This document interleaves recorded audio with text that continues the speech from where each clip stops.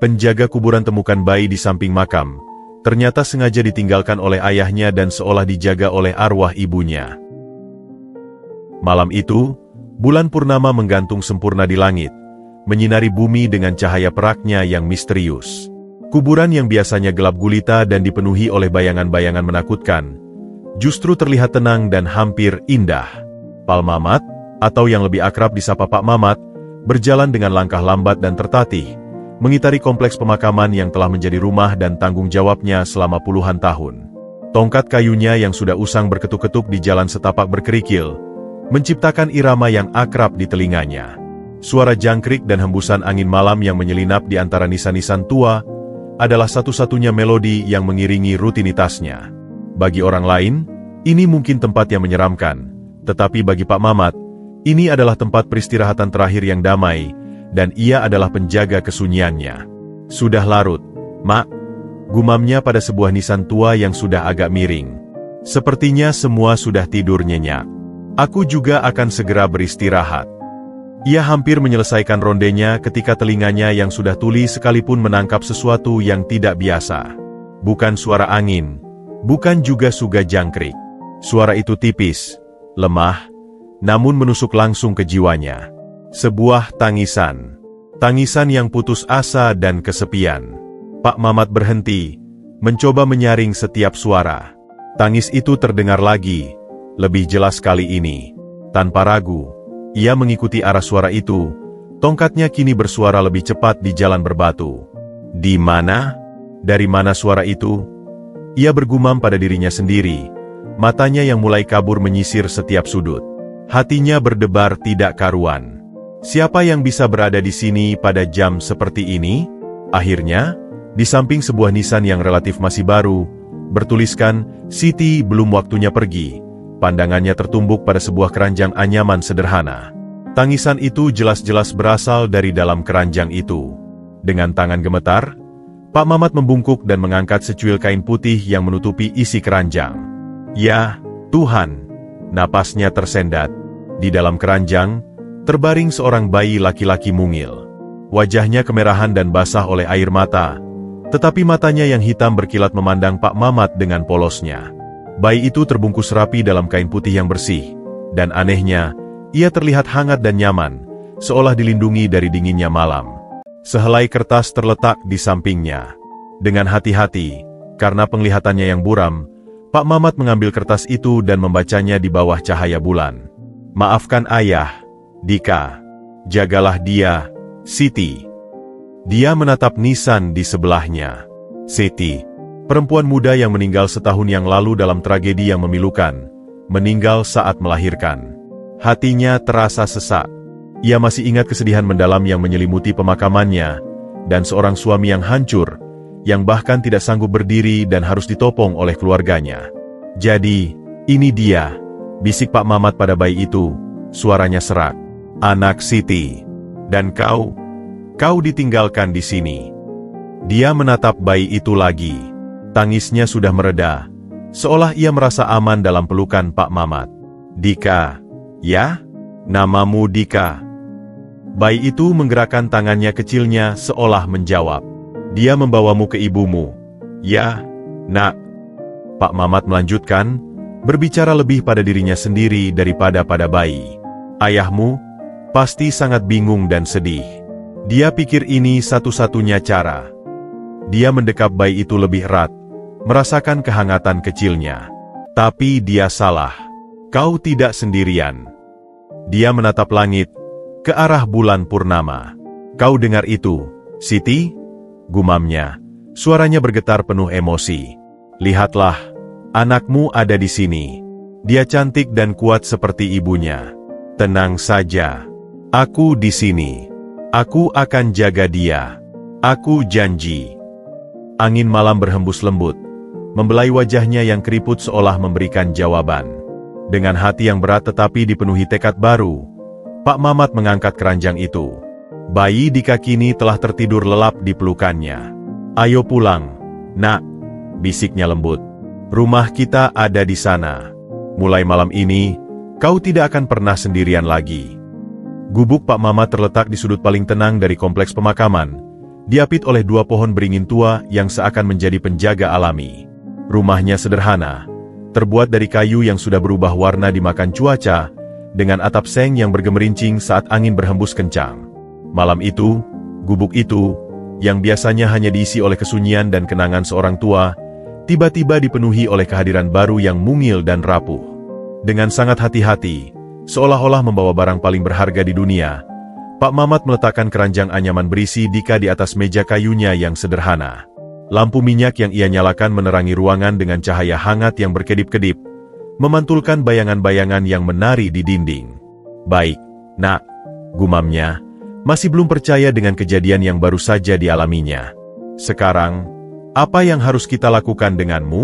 Pak Mamat ini sudah tua, lupa bagaimana caranya mengurus bayi." Ia membuka lipatan kain yang membungkus Dika. Bayi itu menguap lebar, tangannya yang mungil mengepal. Ia terlihat sehat dan bersih. "Paling tidak, kau sudah dimandikan dan diberi makan," ucap Pak Mamat, mencoba mencari logika dalam situasi yang sama sekali tidak masuk akal ini. "Ayahmu pasti sangat menyayangimu. Dia pasti melakukannya dengan sangat terpaksa." Dia mengambil sebuah kotak kayu tua dari bawah tempat tidurnya. Di dalamnya tersimpan beberapa helai kain lembut yang sudah usang tetapi bersih, peninggalan almarhumah istrinya dulu. "Ini dulu kainnya Ibu Mamat," bisiknya pada Dika sambil membungkuskannya kembali dengan kain itu. "Dia pasti senang sekali kalau tahu kainnya dipakai untuk menghangatkan bayi kecil yang manis seperti kamu." Setelah Dika terbungkus nyaman, Pak Mamat mengangkatnya dan duduk di kursi goyangnya yang tua di sudut ruangan. Dia mulai menggoyang-goyangkan kursinya perlahan, bersenandung kecil lagu daerah yang sudah lama tidak dinyanyikannya. "Tidurlah sayang, tidurlah lelap, bulan purnama menemani mimpi indahmu." Anehnya, Dika yang seharusnya rewel di tempat asing, justru tenang. Matanya yang hitam berkilau memandang Pak Mamat dengan tenang sebelum perlahan-lahan terpejam. Napasnya ringan dan teratur. "Anak yang baik," puji Pak Mamat, terharu. "Kau seperti tahu bahwa Pak Mamat ini sudah lelah." Namun, yang lebih aneh lagi adalah suasana di dalam gubuk itu. Udara dingin malam seolah tidak mampu menembus dinding kayu yang reot. Sebuah kehangatan yang tidak biasa menyelimuti ruangan, berbeda dengan kehangatan dari api atau selimut. Ini adalah kehangatan yang hidup, seperti pelukan. Dan kemudian, ia menciumnya. Sebuah wangi yang samar-samar, sangat lembut tetapi pasti. Wangi melati. Wangi yang ia ingat dengan jelas dari setahun yang lalu, melekat pada peti mati perempuan muda yang dimakamkan dengan bayi dalam kandungannya yang belum sempat melihat dunia. "Siti." Duduknya tegak. "Siti?" bisiknya hampir seperti desahan. Matanya menelusuri sudut-sudut ruangan yang remang-remang. Tidak ada jawaban. Hanya keheningan dan desiran angin yang lembut di luar jendela. Namun, kehangatan itu semakin terasa, dan wangi melati semakin jelas, seolah berasal dari tepat di sebelahnya, di dekat buayan Dika. Apakah ini kamu?" tanya Pak Mamat lagi. Suaranya bergetar penuh keyakinan yang pelan-pelan tumbuh. "Apakah kamu di sini, menjaga anakmu?" Sebagai jawaban, atau mungkin hanya kebetulan, kursi goyangnya bergerak sangat perlahan, seolah didorong oleh tangan tak terlihat, terus mengayun dengan ritme yang sempurna untuk menidurkan bayi. Pak Mamat memandang Dika yang tidur lelap di pelukannya, lalu menatap kosong ke depan, air mata kebahagiaan dan sedikit ketakutan menggenang di matanya. "Tenang, Siti," katanya, suaranya sekarang lebih mantap, penuh penerimaan. "Tenang saja. Aku mengerti. Aku di sini. Aku akan menjaga dia. Kau tidak perlu khawatir. Kau bisa tetap di sini, menjaganya." Dia membungkuk, mencium dahi Dika yang hangat. "Kau mendengar itu, Nak?" bisiknya pada bayi yang tidur. "Ibumu ada di sini. Dia tidak pernah meninggalkanmu. Kita berdua akan menjagamu." Malam itu, untuk pertama kalinya sejak istrinya meninggal, Pak Mamat tidak merasa sendirian. Gubuknya dipenuhi oleh kedamaian dan kehangatan yang melampaui pemahaman manusia, dijaga oleh cinta seorang ibu yang melampaui batas kematian. Dan ia pun akhirnya tertidur di kursi goyangnya, dengan Dika masih terlelap di pelukannya, dilindungi oleh kehadiran yang tak kasat mata. Hari-hari berlalu dalam kehangatan yang baru ditemukan Pak Mamat. Dika tumbuh menjadi bayi yang ceria dan jarang rewel, seakan-akan memahami kesederhanaan dan usia tuanya. Namun, ketenangan itu pecah suatu sore. Awan hitam menggantung kelam, dan hawa dingin yang tidak biasa menyergap udara. Pak Mamat, yang sedang menyiapkan bubur untuk makan malamnya, tiba-tiba mendengar suara rengekan lemah yang membuatnya bergegas. Dika terbaring di tempat tidurnya yang darurat, sebuah kotak kayu yang dialasi kain-kain lembut. Pipinya memerah membara, dan keringat dingin membasahi kulitnya yang kecil. Napasnya tersengal-sengal, pendek dan cepat. "Dika, nak, kenapa denganmu?" tanya Pak Mamat. Suaranya langsung dipenuhi kepanikan. Tangannya yang keriput dan bergetar menyentuh dahi bayi itu. Astaga, panas sekali. Hatinya berdebar kencang, seperti drum yang dipukul dalam ribut. Ia seorang tua yang hidup terpencil. Apotek terdekat berjarak 5 kilometer, dan sudah gelap. Ia tidak punya telepon. Tidak ada tetangga dekat yang bisa dimintai tolong. Rasa tidak berdaya yang pahit menyelimutinya.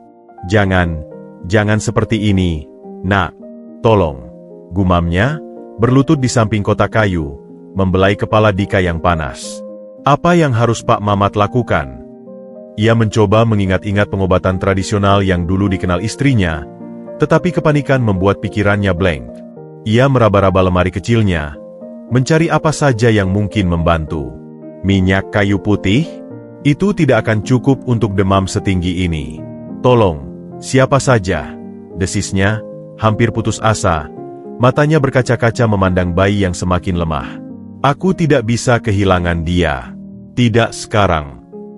Saat keputusasaan hampir melanda sepenuhnya, suara decitan aneh datang dari depan pintu. Bukan suara angin, tapi sesuatu yang lebih nyata. Penasaran dan digerakkan oleh naluri, Pak Mamat membuka pintu gubuknya. Di sana, duduk dengan tenang di atas tanah, seekor kucing hitam besar dengan mata hijau yang bersinar seperti dua permata dalam kegelapan. Binatang itu tidak liar. Pandangannya tajam dan penuh kesadaran. Dan yang paling membuat Pak Mamat terkesima, di antara gigi-gigi kecilnya, tergenggam erat setangkai tanaman dengan daun-daun hijau tua yang berbentuk hati. "Keu." Pak Mamat terkesiap, tidak percaya dengan apa yang dilihatnya. Kucing itu tidak lari. Ia hanya menatap Pak Mamat, lalu matanya beralih ke arah Dika yang terbaring di dalam gubuk, seolah mengerti sepenuhnya keadaan di dalam. Perlahan, ia meletakkan tangkai tanaman itu di ambang pintu, mendorongnya sedikit ke dalam dengan cakarnya, sebelum kemudian berbalik dan menghilang begitu saja ke dalam bayang-bayang malam, tanpa suara. Dengan tangan gemetar, Pak Mamat memungut tanaman itu. Ia memeriksanya di bawah cahaya lampu minyak. Jantungnya berdebar kencang, tapi kali ini karena harapan. Ini daun sembukan," bisiknya, mengenali tanaman yang dulu sering digunakan istrinya untuk menurunkan panas. Tapi, bagaimana? Di mana kucing itu mendapatkannya? Tanaman ini tidak tumbuh di sekitar sini. Dia menatap ke arah kegelapan di luar, lalu menatap Dika yang semakin lemah. Tidak ada waktu untuk pertanyaan. Instingnya menyuruhnya untuk percaya. "Baiklah," katanya pada dirinya sendiri, dengan keyakinan yang tiba-tiba menguat. "Ini pertanda. Ini bantuan." Dia segera mengambil panci kecil, merebus daun itu dengan air seperti yang dulu ia lihat istrinya lakukan. Tangannya masih gemetar, tetapi kini ada tujuan yang jelas. Setelah air rebusan menjadi hangat, ia menyaringnya dengan hati-hati. "Sudah, nak," bisiknya, mendekati Dika dengan mangkuk kecil berisi cairan hijau tua. "Minum ini. Ini akan membuatmu baik." Dengan sabar dan penuh kasih, ia meneteskan cairan itu sedikit demi sedikit ke mulut Dika yang kecil. Bayi itu merengek lemah tetapi menelannya. Malam itu, Pak Mamat tidak tidur. Ia duduk di samping Dika, terus memantau, terus membasuh keringatnya dengan kain yang dibasahi air hangat. Perlahan-lahan, seiring langkah malam, demam Dika mulai mereda. Pipinya yang merah mulai pudar, dan napasnya yang tersengal-sengal kembali menjadi teratur dan dalam. Dia akhirnya tertidur lelap, bukan karena kelelahan sakit, tetapi karena kelegaan. Ketika fajar menyingsing, menyinari gubuk kecil itu dengan cahaya keemasan, Dika sudah terbangun. Matanya yang cerah kembali berkilau, dan ia mengeluarkan suara sio kecil yang riang, seolah tidak terjadi apa-apa. Pak Mamat memandangnya. Air mata kelegaan akhirnya menetes di pipinya yang berkerut. Dia memungut sisa daun sembukan yang masih tergeletak di meja. "Terima kasih," bisiknya. Entah pada kucing itu, pada alam, atau pada kekuatan lain yang ia rasakan hadir di sekitarnya. Dia menatap Dika. "Kau dijaga, Nak. Kau benar-benar dijaga. Ibumu, dia mengirimkan pertolongan." Pengalaman itu mengukuhkan keyakinannya. Ia tidak lagi sendirian dalam membesarkan Dika. Ada sebuah ikatan, sebuah perlindungan yang melampaui pemahamannya, dan ia belajar untuk mempercayainya. Musim hujan telah tiba, menghujani bumi dan mengubah tanah di sekitar kuburan menjadi berlumpur dan licin. Dika, yang kini telah berusia 9 bulan, adalah seorang bayi yang aktif dan penuh rasa ingin tahu. Dia telah belajar merangkak dengan cepat, menjelajahi setiap sudut gubuk kayu yang menjadi dunianya dengan antusiasme yang tak terbendung. Setiap penemuan baru, sebutir kancing yang jatuh, serpihan kayu, atau cahaya yang berkedip, adalah petualangan besar baginya. Pak Mamat, dengan tubuhnya yang tua dan pegal, berusaha sekuat tenaga untuk mengawasi setiap gerakan Dika. Namun, mustahil baginya untuk terus-menerus mengikuti energi tak terbatas seorang bayi. "Dika, kemari, Nak," panggil Pak Mamat suatu sore, sambil duduk di kursi goyangnya, mencoba untuk menjahit kancing yang lepas dari bajunya. "Lihat, Pak Mamat punya kancing yang berkilau." Dika, yang sedang asyik merangkak mendekati pintu yang terbuka, hanya menoleh sebentar dan memberikan senyum gami yang menggemaskan sebelum kembali fokus pada tujuannya. Di luar, hujan baru saja reda, meninggalkan genangan air dan udara yang segar. Sinarnya yang hangat menerobos masuk, memanggil-manggil si kecil untuk menjelajah. "Tidak, Nak, jangan keluar. Basah dan licin di sana," tegur Pak Mamat, mencoba bangkit dari kursinya. Tangannya yang sudah tidak stabil membuatnya menjatuhkan jarum jahit. "Sial," gumamnya pelan, membungkuk dengan susah payah untuk mengambilnya. Detik itu yang dimanfaatkan Dika. Dengan kecepatan yang mengejutkan, ia merangkak melewati ambang pintu, tertarik oleh genangan air kecil yang berkilauan seperti permata di bawah sinar matahari. "Dika, tunggu!" teriak Pak Mamat. Jantungnya langsung berdebar kencang. Dia membuang jarumnya dan berusaha berdiri secepat mungkin. Sendi-sendinya berderak protes. Dari pintu, ia bisa melihat Dika sudah merangkak beberapa meter, menuju arah yang membuat darahnya mengeras. Sumur tua. Sumur itu sudah tidak digunakan selama bertahun-tahun, tetapi tutupnya sudah rapuh dan sebagian kayunya telah lapuk. Jaraknya hanya 10 meter dari gubuk, tetapi bagi Pak Mamat, itu terasa seperti 1 mil. Lumpur akan memperlambatnya. "Tolong, hentikan dia!" teriak Pak Mamat pada kekosongan, suaranya pecah oleh kepanikan. Ia tahu ia tidak akan bisa mengejar Dika tepat waktu. Dika tertawa riang, mendekati tepi sumur. Tangannya yang mungil sudah meraih tepi batu yang basah. Tiba-tiba, tanpa peringatan, sebuah embusan angin yang sangat kencang, seperti angin puyuh kecil, menerjang area itu. Angin itu bukan berasal dari arah manapun, seolah muncul dari ruang hampa. Dengan kekuatan yang luar biasa, ia membanting daun pintu kayu yang terbuka, menimbulkan suara brak yang keras dan menggelegar. Suara itu begitu keras dan tiba-tiba sehingga membuat Dika yang sedang asyik terkejut. Dia berhenti, melihat ke belakang menuju sumber suara, dan wajah kecilnya langsung merengut, lalu menangis ketakutan. Petualangannya terlupakan. Dia sekarang hanya ingin kembali ke dalam, ke tempat yang familiar dan aman. Sementara itu, Pak Mamat, yang terpana oleh suara bantingan pintu yang misterius, segera tersadar dari keterkejutannya. Dia tidak memedulikan dari mana angin itu datang. Yang penting, Dika telah berhenti dan sekarang menangis, hanya berjarak 1 jengkal dari tepi sumur. Dengan tenaga yang tidak ia ketahui masih dimilikinya, Pak Mamat melesat keluar, menginjak lumpur tanpa peduli, dan meraih Dika, menariknya ke dalam pelukannya yang kuat.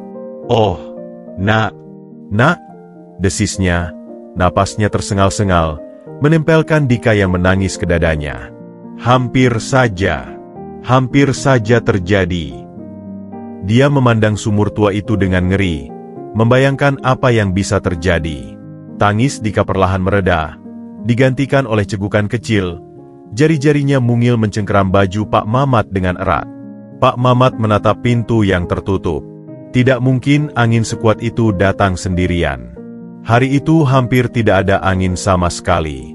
Ia menatap sekeliling, ke pohon-pohon beringin yang bahkan daunnya nyaris tidak bergoyang. Lalu, ia menciumnya lagi. Wangi melati yang samar, bercampur dengan aroma tanah basah setelah hujan. Dia memeluk Dika lebih erat lagi dan berbisik pelan. Suaranya penuh dengan rasa syukur dan keyakinan yang dalam. "Terima kasih, Siti. Terima kasih telah menjaganya." Dia menatap wajah Dika yang masih basah oleh air mata. "Kau dengar itu, Nak? Ibumu? Dia tidak akan membiarkan apapun terjadi padamu. Bahkan angin pun mendengarnya." Dia membawa Dika kembali ke dalam, mengunci pintu dengan pasti. Malam itu, Pak Mamat duduk lebih lama di samping tempat tidur Dika, tidak lagi menjahit, tetapi hanya memandangi bayi yang tertidur lelap itu, diliputi oleh rasa syukur yang begitu besar dan sebuah pemahaman yang tak tergoyahkan. Mereka tidak pernah benar-benar sendirian. Penjaga mereka tidak hanya terbatas pada dunia yang kasat mata. 2 tahun telah berlalu sejak malam penemuan ajaib itu. Dika kini telah beranjak menjadi balita berusia 3 tahun. Dengan energi yang tak pernah habis dan rasa ingin tahu yang seakan tak terbendung.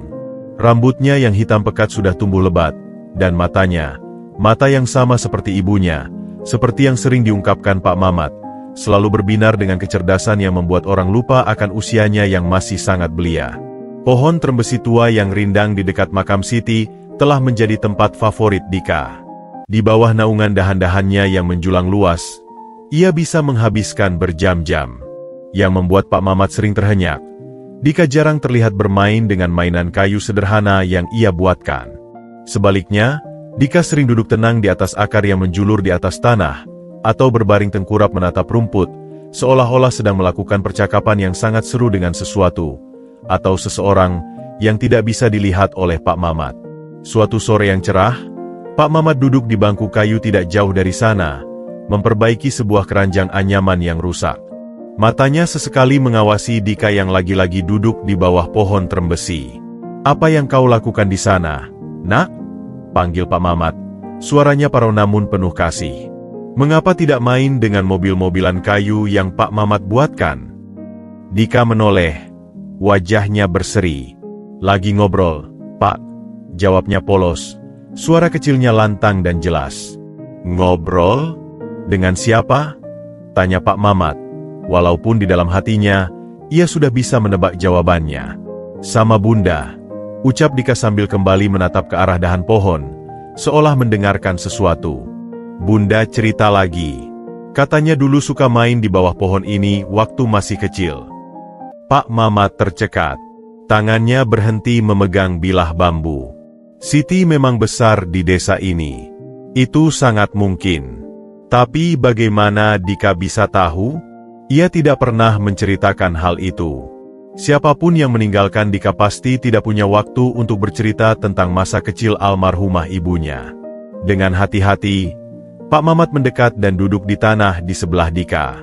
"Bunda, cerita apa lagi, sayang?" tanyanya, mencoba menyamai tinggi Dika. Dika memandangnya dengan mata yang jernih. "Bunda bilang, dulu suka naik ke dahan itu yang paling rendah," ujarnya, menunjuk ke sebuah dahan yang memang cukup kuat untuk menahan berat seorang anak. "Tapi nenek marah, soalnya bajunya kotor." Dika terkikik kecil. "Bunda bilang, dia sembunyiin baju kotornya di balik batu besar itu." Dia menunjuk ke sebuah batu yang sebagian tertimbun tanah dan lumut, persis seperti yang dikatakannya. Merinding. Itu yang dirasakan Pak Mamat. Batu itu ada. Dan cerita tentang Siti kecil yang nakal dan sering memanjat pohon adalah kenangan yang hanya diketahui oleh generasi tua di desa ini, termasuk dirinya. Tidak mungkin seorang anak 3 tahun mengetahuinya. Apalagi yang Bunda katakan?" desis Pak Mamat. Suaranya hampir seperti bisikan. Dika memiringkan kepalanya, seolah mendengarkan sesuatu yang hanya bisa didengarnya. "Bunda bilang, terima kasih," ucap Dika, tiba-tiba memandang langsung ke mata Pak Mamat. "Terima kasih sudah jagain Dika." Bunda sayang sama Pak Mamat. Kalimat itu seperti tamparan yang hangat bagi Pak Mamat. Air mata tanpa ia sadari mengalir di pipinya yang berkerut. Ia tidak lagi merasa aneh atau takut. Yang ia rasakan adalah sebuah kedamaian yang sangat dalam, sebuah penghiburan. Dia meraih tangan Dika yang mungil. "Katakan pada Bunda," bisiknya, suaranya bergetar penuh emosi, "bahwa Pak Mamat juga sayang padanya. Dan Pak Mamat janji akan selalu menjagamu." Dika tersenyum, lalu memandang ke arah kosong di sampingnya dan mengangguk-angguk kecil, seolah menyampaikan pesan itu. "Dia sudah tahu, Pak," ucap Dika kemudian, kembali pada Pak Mamat. "Dia selalu tahu." Sejak sore itu, hubungan antara Pak Mamat dan Dika berubah. Percakapan mereka tentang Bunda menjadi sesuatu yang natural, bukan lagi sesuatu yang mistis atau menakutkan. Pak Mamat tidak lagi mempertanyakan. Ia menerima. Ia memahami bahwa ikatan antara ibu dan anak itu begitu kuat, mampu menembus batas yang tidak bisa dipahami oleh akal sehat. Dan pohon trembesi itu menjadi lebih dari sekadar pohon. Itu menjadi sebuah jembatan, sebuah tempat suci kecil di mana cinta sebuah keluarga, yang terpisah oleh kematian, bisa bersatu kembali, bahkan jika hanya untuk sejenak, dalam bisikan angin dan tawa polos seorang anak kecil. Desas-desus, seperti asap dari api kecil, mulai menyebar dengan cepat melintasi desa yang tenang.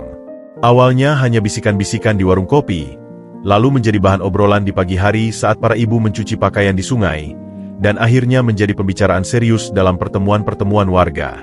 Nama Dika dan Pak Mamat, yang sebelumnya hanya dikenal sebagai penghuni sunyi di tepi kuburan, kini ada di bibir setiap orang.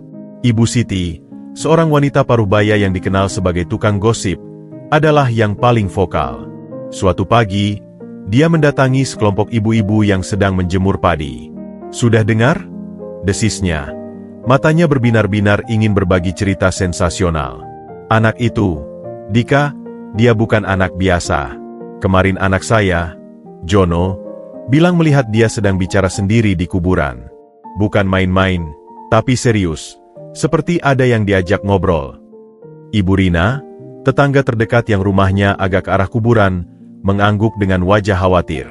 "Saya juga sering dengar suara anak tertawa di malam hari dari arah sana. Tapi kan tidak mungkin Pak Mamat yang tertawa. Suaranya sudah tua. Dan anak sekecil itu tertawa di kuburan malam-malam? Itu tidak wajar. Dan ada lagi, setelah Bapak RT, yang kebetulan lewat dan ikut mendengarkan. Beberapa warga bilang, setiap lewat kuburan sore-sore, sering mencium bau melati sangat harum.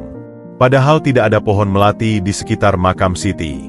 Itu kan makam ibunya, ya? Katanya dia meninggal saat melahirkan. Jangan-jangan." Kalimatnya tidak selesai, tetapi semua yang mendengar memahami implikasinya. Mata mereka berbinar dengan campuran rasa takut dan penasaran. Keesokan harinya, sekelompok warga, yang dipimpin oleh Bapak RT dan didorong oleh Ibu Siti, memberanikan diri mendatangi gubuk Pak Mamat. Mereka berhenti agak jauh dari pagar kayu, segan untuk masuk lebih dalam. Pak Mamat, yang sedang duduk di depan rumahnya mengajari Dika mengenal bentuk-bentuk daun, segera berdiri. Dia bisa merasakan ketegangan dari kelompok itu. Dika, sensing the uncomfortable atmosphere, langsung bersembunyi di balik kaki Pak Mamat, memegang erat celananya. "Selamat pagi, Pak Mamat," sapa Bapak RT, mencoba terdengar santai. "Pagi, Pak RT. Ada yang bisa saya bantu?" jawab Pak Mamat, suaranya datar namun waspada. Ibu Siti tidak bisa menahan diri. Langsung saja ia menyambar, "Ini tentang anak itu, Pak." Ia menunjuk ke arah Dika yang masih bersembunyi. Warga khawatir. "Pak, anak kecil terus tinggal di kuburan. Itu tidak sehat, secara fisik dan secara batin." Seorang bapak lainnya menambahkan, "Dan dia sering terlihat aneh, Pak. Bicara sendiri. Kami takut dia membawa sesuatu yang tidak baik ke desa kita. Sudah beberapa kali ada kejadian tidak masuk akal." "Maksud Bapak dan Ibu apa?" tanya Pak Mamat. Suaranya mulai meninggi, pelindungnya muncul. Tangannya secara refleks melindungi Dika. "Maksud kami, mungkin lebih baik anak itu dibawa ke panti asuhan," usul Ibu Siti dengan nada yang seolah-olah peduli. Mungkin Pak Mamat bisa pindah dari sini, cari tempat lain yang lebih normal. Mendengar itu, kemarahan yang jarang muncul membara dalam diri Pak Mamat. Matanya menyala. Dengarkan baik-baik, hardiknya. Suaranya yang biasanya lemah menjadi kuat dan berwibawa, membuat para warga sedikit mundur. Rumah saya di sini. Ini adalah tanah yang dipercayakan pada saya untuk dijaga. Dan Dika? Ia menunduk, meletakkan tangan di bahu Dika yang ketakutan. Dika adalah anak saya. Dia tidak aneh. Dia hanya berbeda. Dan dia tidak membawa sial atau apapun itu. Justru, sejak dia ada, kehidupan saya lebih terang. Dia memandang tajam ke arah Ibu Siti.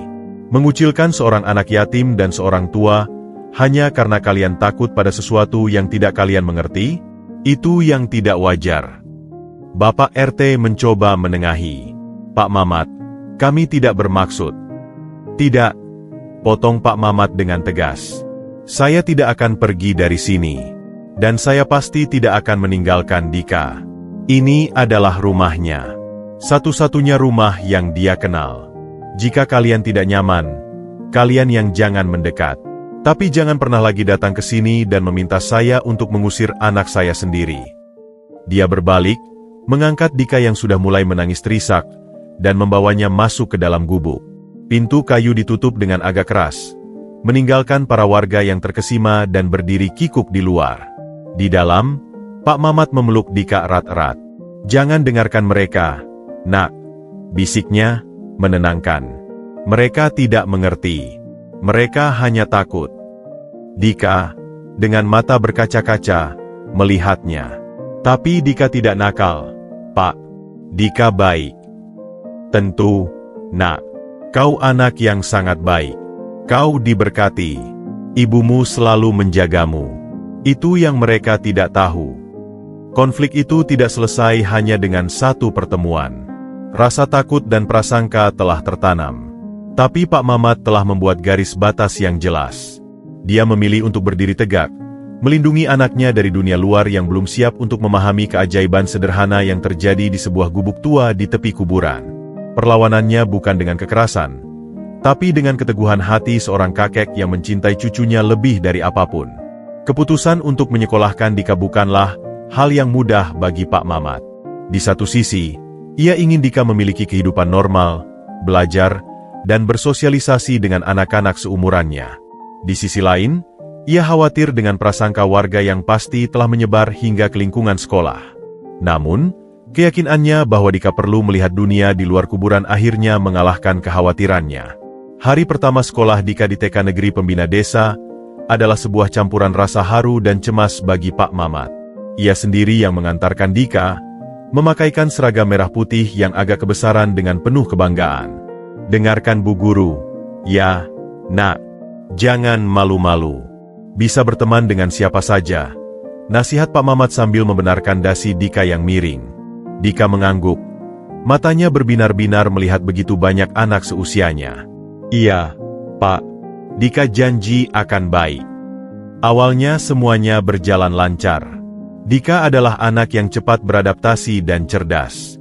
Namun, lambat laun, bisik-bisik dari orang tua mereka mulai sampai ke telinga anak-anak.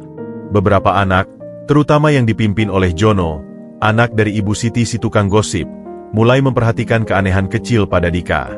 Suatu hari saat jam istirahat, Dika sedang asyik bermain sendiri di bawah pohon, berbicara pelan pada seekor kupu-kupu yang hinggap di tangannya. Lihat nih, dia lagi ngobrol sama kupu-kupu.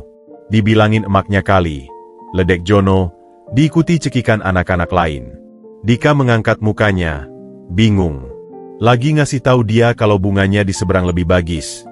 Jawabnya polos. Jono dan teman-temannya tertawa terbahak-bahak. Dengar itu? Ngasih tahu kupu-kupu. Dasar anak setan. Anak kuburan. Sejak saat itu, ejekan dan pengucilan mulai dialami Dika. Mereka tidak mau berbagi mainan, tidak mau duduk dekat-dekat, dan selalu menyebutnya anak setan atau anak hantu. Dika yang biasanya ceria menjadi pendiam. Ia sering pulang sekolah dengan mata sembab, tapi berusaha kuat tidak menangis di depan Pak Mamat. Suatu sore, Pak Mamat menyadari ada yang tidak beres. Dika yang biasanya cerewet menceritakan pelajarannya, hanya duduk termenung di depan rumah. "Ada apa, Nak? Kenapa dari tadi diam saja?" tanya Pak Mamat lembut, duduk di sampingnya. Dika menunduk, main-main dengan rumput. "Dika nggak punya teman, Pak. Mereka bilang Dika aneh. Bilang Dika anak setan."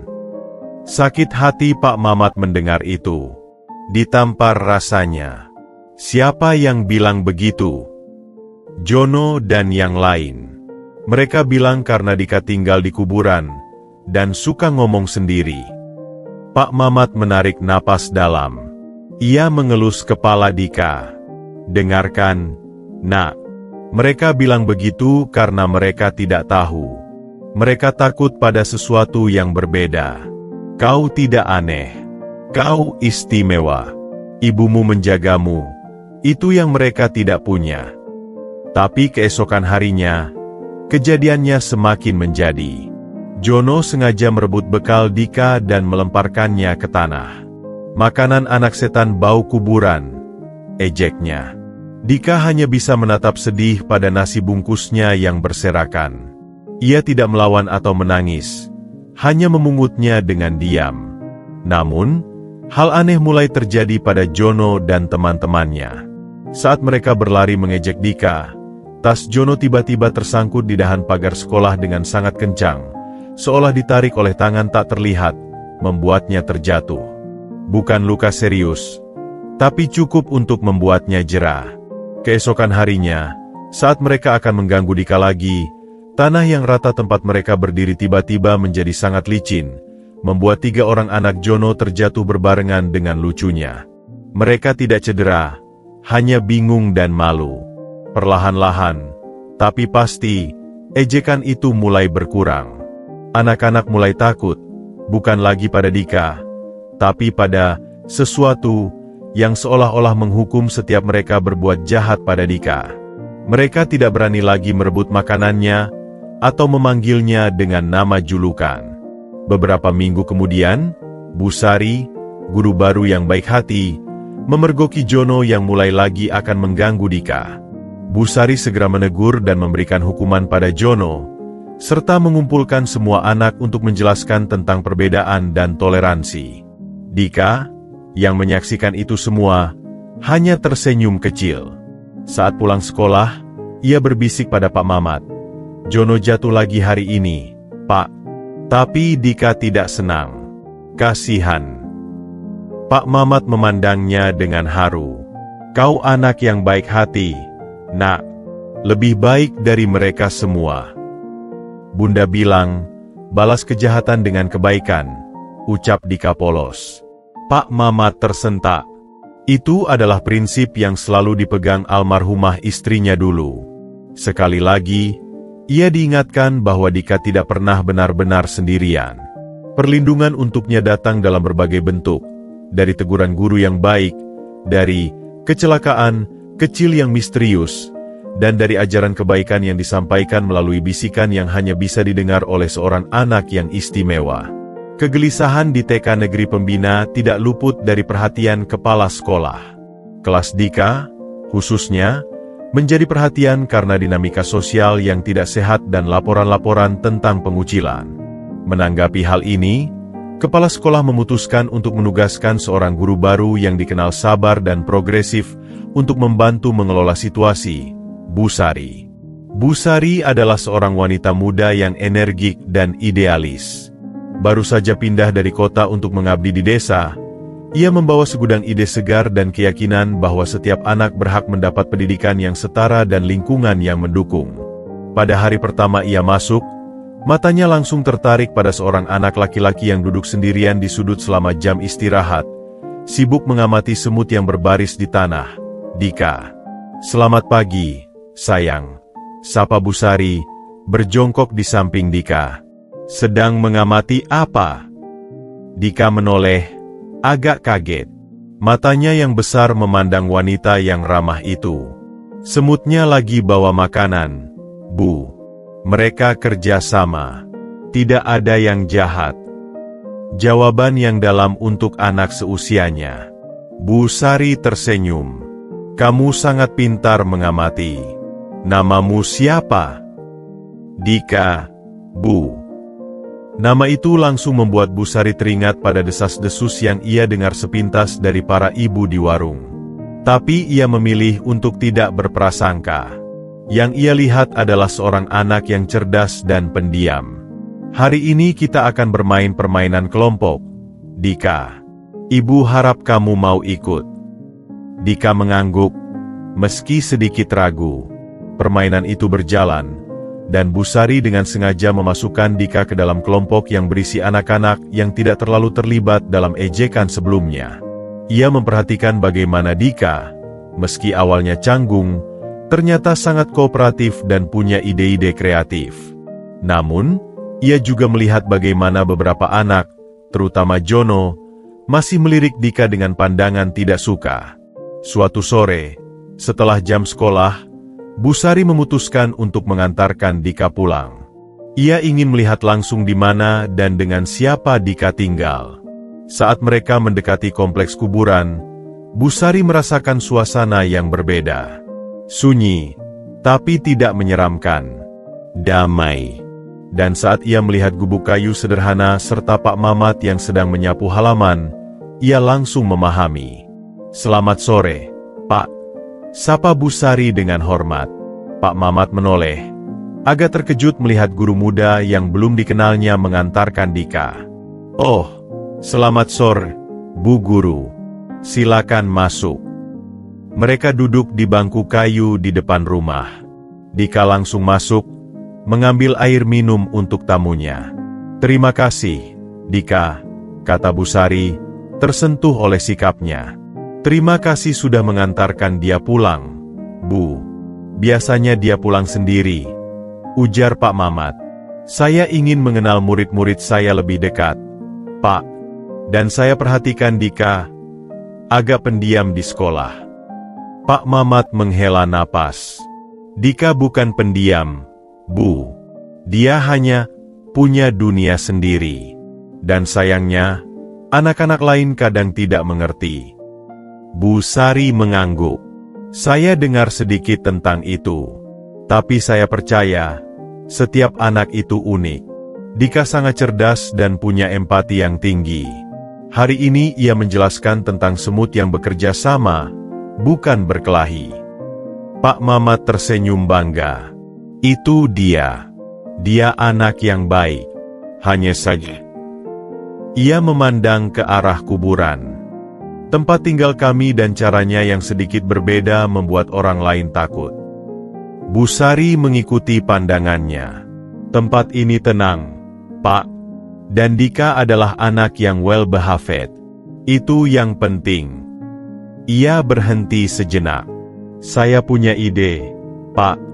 Besok saya akan memulai proyek kelompok kecil tentang mengenal lingkungan sekitar.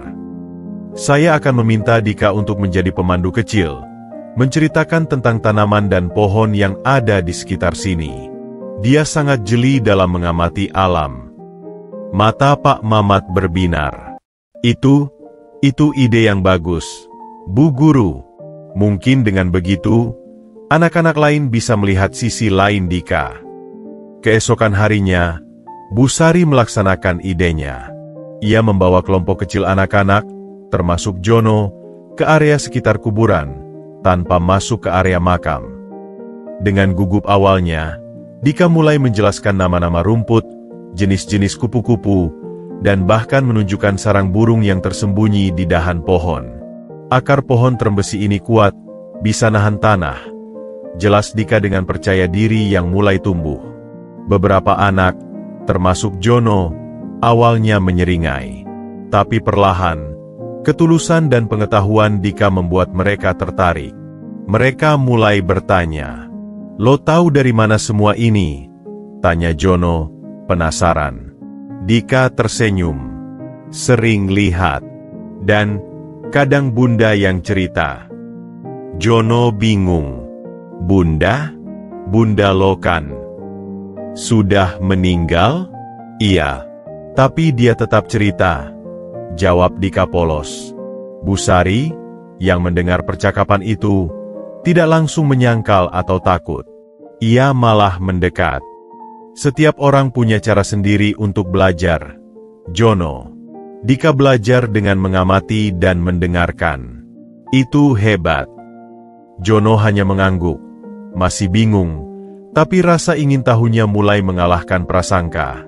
Proyek itu menjadi titik balik. Perlahan, Dika mulai diterima. Busari terus membantunya, membaurkannya dalam kelompok, dan memuji kelebihan-kelebihannya.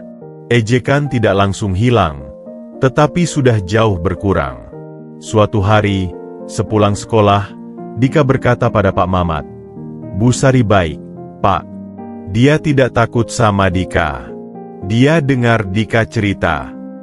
Pak Mamat memeluknya. "Tentu, Nak. Karena Busari adalah guru yang baik. Dia melihat kebaikan dalam dirimu, bukan desas-desus." Kehadiran Busari seperti angin segar.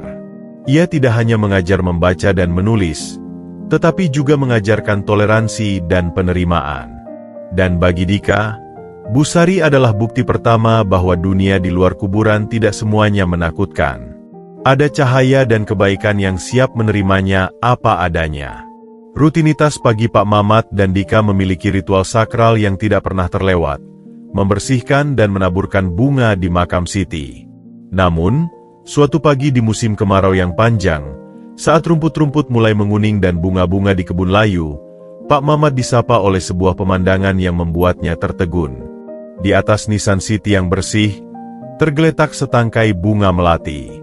Bukan sekadar setangkai, tetapi rangkaian kecil yang rapi, dengan kuncup-kuncup putih mungil yang masih segar dan harum semerbak. Embun pagi masih melekat di kelopaknya, berkilau seperti mutiara di bawah sinar matahari pagi. "Lihat, Pak, Bunda kasih bunga," seru Dika dengan riang, berlari kecil mendekati makam. Dia dengan hati-hati memungut rangkaian melati itu dan menghampirkannya ke hidungnya. "Wangi sekali." Pak Mamat mendekat, matanya menyipit memeriksa sekeliling. Tidak ada jejak kaki. Tidak ada suara, hanya kesunyian pagi yang biasa. "Ini aneh," gumamnya, lebih kepada dirinya sendiri. Di mana bisa dapat melati segar seperti ini di musim kemarau? Kebun terdekat pun melatinya sudah kering. "Dia yang kasih, Pak," jawab Dika polos, masih asyik menikmati wangi bunga. "Bunda suka melati. Dika juga suka."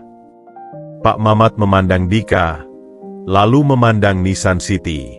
"Apakah ada yang meninggalkan ini, Nak? Apakah kau melihat seseorang?" Dika menggelengkan kepalanya. "Nggak lihat siapa-siapa. Tapi Dika tahu itu dari Bunda. Kadang Dika dengar dia nyanyi lagu yang bilang, 'Melati harum semerbak.'" Mendengar itu, merinding lagi-lagi menyergap Pak Mamat. Itu adalah lagu pengantar tidur yang sangat populer, dan sangat mungkin Siti menyanyikannya untuk Dika jika ia masih hidup. Keesokan paginya, keajaiban itu terulang. Lagi-lagi, setangkai melati segar tergeletak di atas nisan. Dan lagi-lagi, tidak ada jejak, tidak ada penjelasan. Fenomena ini berlanjut setiap pagi, tanpa pernah terlewat, seolah-olah ada pengiriman bunga langganan dari alam lain. Suatu pagi, Pak Mamat memutuskan untuk bangun lebih awal, sebelum fajar menyingsing. Dengan sembunyi-sembunyi, ia duduk di balik pohon terembesi besar, berharap dapat menangkap seseorang atau sesuatu yang meninggalkan bunga itu. Dinginnya pagi menusuk tulangnya, tetapi ia bertahan. Matahari perlahan mulai menampakkan sinarnya, menerangi kuburan dengan cahaya keemasan. Lalu, tepat saat sinar pertama menyentuh nisan Siti, ia melihatnya. Bukan seorang manusia, tapi seekor kucing hitam besar, sosok yang sama yang dulu membawakan daun sembukan. Dengan gerakan anggun dan penuh hormat, kucing itu mendekati nisan, membawa setangkai melati segar di mulutnya. Ia meletakkannya dengan hati-hati di atas batu nisan, mengendus-endusnya sebentar, lalu menoleh dan memandang langsung ke arah persembunyian Pak Mamat. Matanya yang hijau seolah berkata, "Aku tahu kau ada di sana."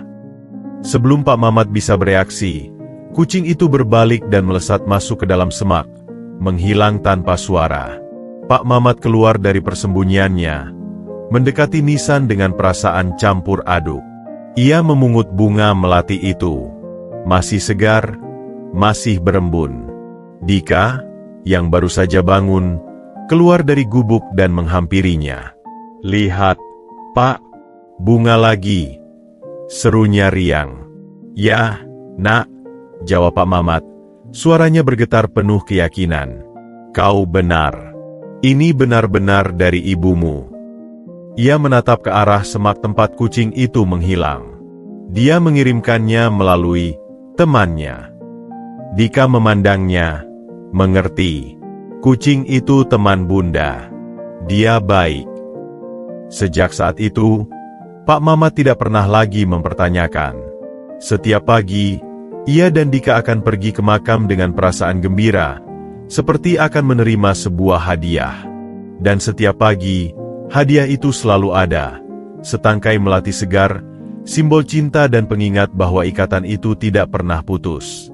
Ritual ini tidak bisa disembunyikan selamanya. Suatu hari, Bu Sari yang datang lebih awal untuk menjemput Dika, mereka akan pergi ke pasar bersama beberapa murid lainnya, menyaksikan Dika dengan bangga memamerkan bunga pemberian Bunda-nya. "Bunga yang cantik, Dika," puji Bu Sari. "Dari mana asalnya?" "Dari Bunda," jawab Dika polos. Bu Sari tersenyum, mengira itu hanya imajinasi anak-anak. Tapi kemudian ia melihat ekspresi Pak Mamat yang serius dan penuh keyakinan. "Itu benar, Bu Guru," kata Pak Mamat dengan tenang. "Setiap pagi, selalu ada. Sejak musim kemarau mulai. Tidak pernah telat." Bu Sari memeriksa bunga itu. Segar, harum, dan pasti bukan dari sekitar sini. Sebuah keajaiban kecil. Ia tidak mengerti, tetapi ia memilih untuk menghormati keyakinan mereka. "Ini sangat spesial, Dika," katanya, menepuk kepala Dika. "Bundamu sangat menyayangimu." Bunga melati itu menjadi simbol rahasia mereka. Sebuah pengingat harian bahwa cinta itu lebih kuat daripada kematian, bahwa kehadiran bisa hadir dalam berbagai bentuk, dan bahwa keajaiban, betapapun kecilnya, benar-benar ada, bertebaran di dunia, menunggu untuk dipercayai. Bagi Dika, itu adalah salam pagi dari ibunya. Bagi Pak Mamat, itu adalah penegasan bahwa ia tidak pernah salah dalam mempercayai nalurinya. Dan bagi siapapun yang kebetulan melihatnya, itu adalah misteri indah yang membuat mereka berhenti sejenak dan merenung. Ketenangan pagi mereka dipecahkan oleh deru mesin yang tidak biasa.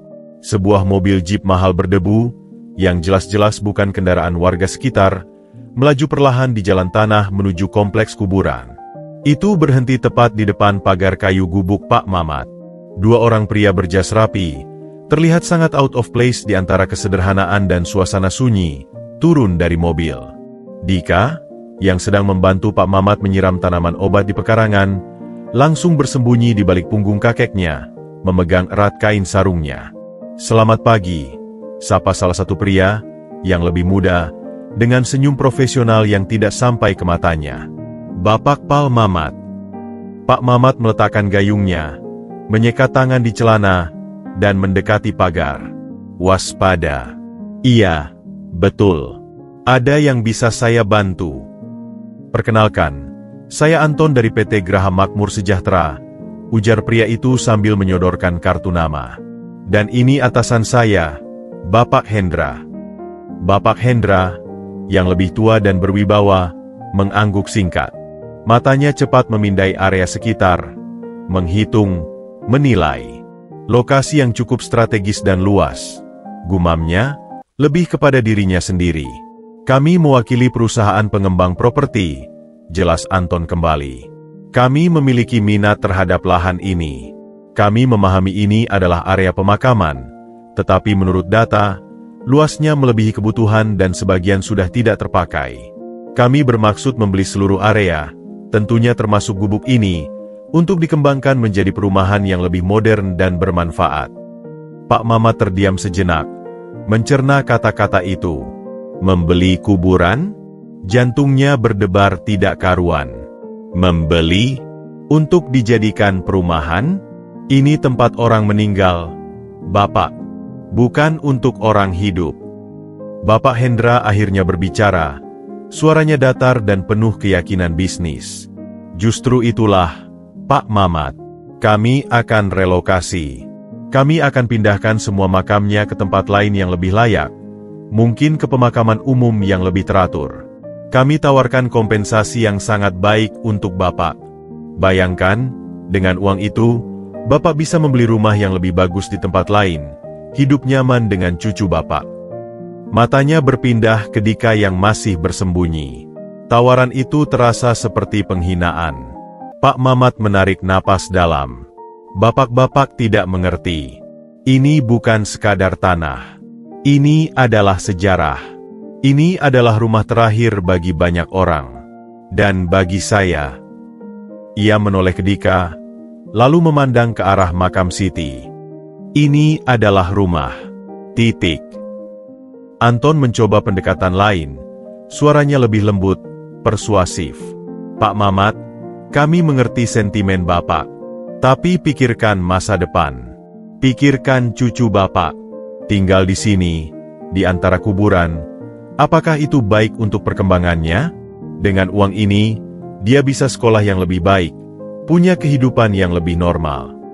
Sekarang mereka menyentuh urusan Dika. Itu membuat Pak Mamat panas. Kehidupan Dika baik-baik saja. Suaranya mulai meninggi, tidak lagi menyembunyikan kemarahan. Dia tumbuh dengan baik. Dia sekolah. Dia tidak butuh normal versi bapak-bapak. Dia butuh rumah. Dan rumahnya di sini. Bapak Hendra menghela napas. Kesabaran menipis. Pak Mamat, ini bukan hanya tentang Bapak. Ini tentang pembangunan. Kemajuan. Desa ini akan berkembang. Kuburan di tengah pemukiman akan menghambat. Kami bisa dapatkan izin dari pemerintah setempat. Tawaran kami baik. Jangan buat kami menggunakan cara lain. Itu terdengar seperti ancaman halus. Pak Mamat membeku. Tangannya menggenggam erat pagar kayu. Dengar, bapak-bapak, katanya. Suaranya rendah namun tegas seperti baja. Saya penjaga tempat ini. Saya janji pada yang meninggal untuk menjaganya. Saya janji pada ibu anak ini untuk menjaganya. Dan saya janji pada diri saya sendiri. Saya tidak akan pergi. Dan saya tidak akan membiarkan kalian menyentuh satupun nisan di sini. Sekarang, silakan pergi. Dia mengambil langkah mundur, menunjukkan bahwa percakapan telah selesai. Anton dan Hendra melihat keteguhan di mata tua itu. Mereka saling pandang, lalu Hendra mengangguk singkat. Kami akan tinggalkan proposal dan angka tawaran kami, kata Anton, meletakkan sebuah map berisi dokumen di atas pagar.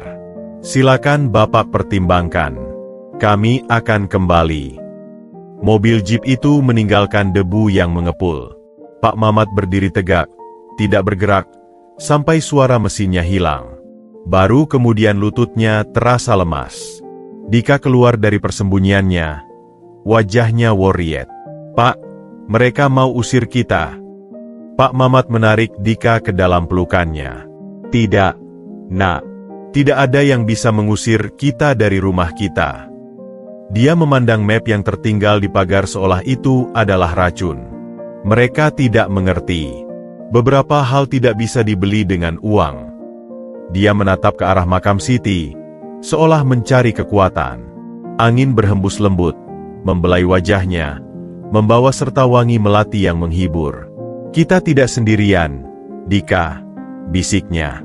Kita akan melawan. Beberapa hari setelah kunjungan pengembang, ketenangan kompleks kuburan benar-benar sirna. Udara seakan berubah, dipenuhi oleh ketegangan yang mengancam. Janji bahwa mereka akan kembali ternyata bukan sekadar gertakan. Keesokan paginya, Pak Mamat menemukan beberapa nisan di bagian belakang kuburan yang paling tua telah rusak. Bukan karena usia, tapi jelas dirusak dengan sengaja, dicolek dengan benda tajam, dicoret-coret dengan cat semprot merah menyala tulisan, gusur. Hati Pak Mamat sakit melihatnya. Ini adalah makam-makam yang ia rawat dengan hormat selama puluhan tahun. Dika, tinggal di dalam. Perintahnya, suaranya tegang. Ia segera mengambil ember dan sapu untuk membersihkan coretan itu. Tangannya gemetar bukan hanya karena usia, tapi juga karena kemarahan yang membara. Tidak lama kemudian, sekelompok pemuda berbadan kekar dan bermuka sangar yang jelas bukan warga sekitar mulai sering terlihat mondar-mandir di depan pagar. Mereka tidak melakukan apa-apa, hanya duduk di atas motor, merokok, dan memandang ke arah gubuk dengan tatapan yang mengintimidasi. Terkadang, mereka meneriaki sesuatu yang tidak jelas.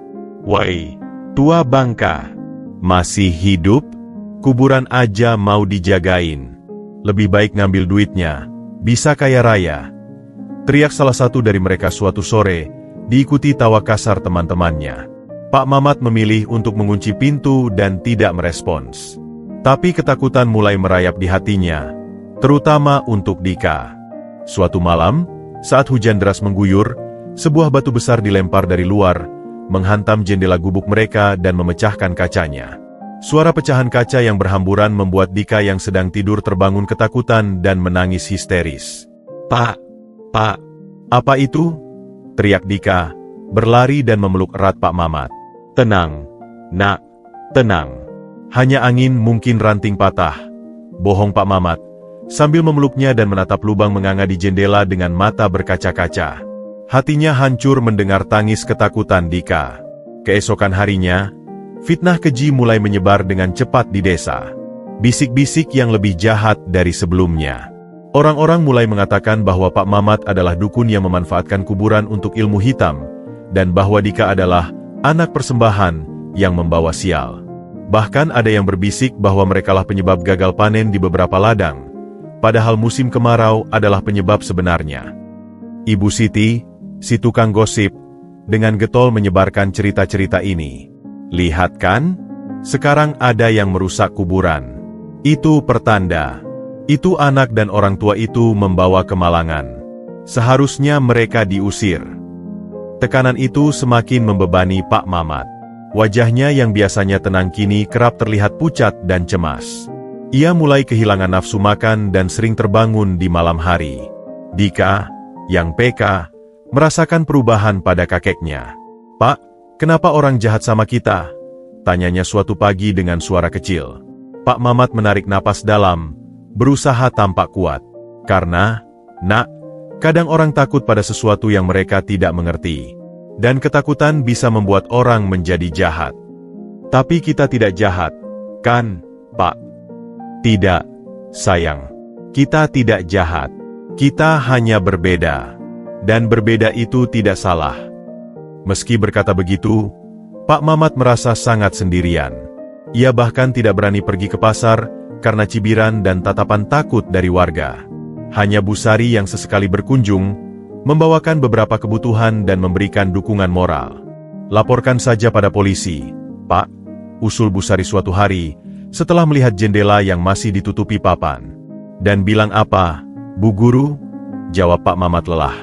"Bahwa saya diancam, tapi tidak ada saksi. Bahwa nisan dirusak, mereka bilang itu ulah anak nakal. Fitnah? Itu hanya kata-kata. Saya tidak punya bukti. Dan saya tidak punya uang untuk berurusan dengan hukum." Bu Sari menghela napas. Tahu itu benar. Mereka licik, Pak. Mereka menggunakan preman untuk intimidasi dan memanfaatkan ketakutan warga untuk mengisolasi Bapak. Pak Mamat mengangguk pelan. Matanya memandang Dika yang sedang asyik menggambar di lantai. "Saya hanya kuat untuk Dika. Selama dia masih bisa tersenyum, saya harus tetap bertahan." Tapi di dalam, ia mulai bertanya-tanya. Berapa lama lagi ia bisa bertahan? Apakah ia mampu melawan kekuatan besar dan licik di belakang semua ini? Rasanya seperti melawan arus deras sendirian. Hanya keyakinannya bahwa mereka tidak benar-benar sendirian, bahwa ada kekuatan lain yang menjaganya, yang memberinya secercah harapan untuk bertahan satu hari lagi. Ia memandang ke arah makam Siti, berharap ada tanda, sebuah pertolongan, dari alam lain yang selama ini selalu mereka rasakan. Tekanan dari PT Graha Makmur Sejahtera semakin menjadi.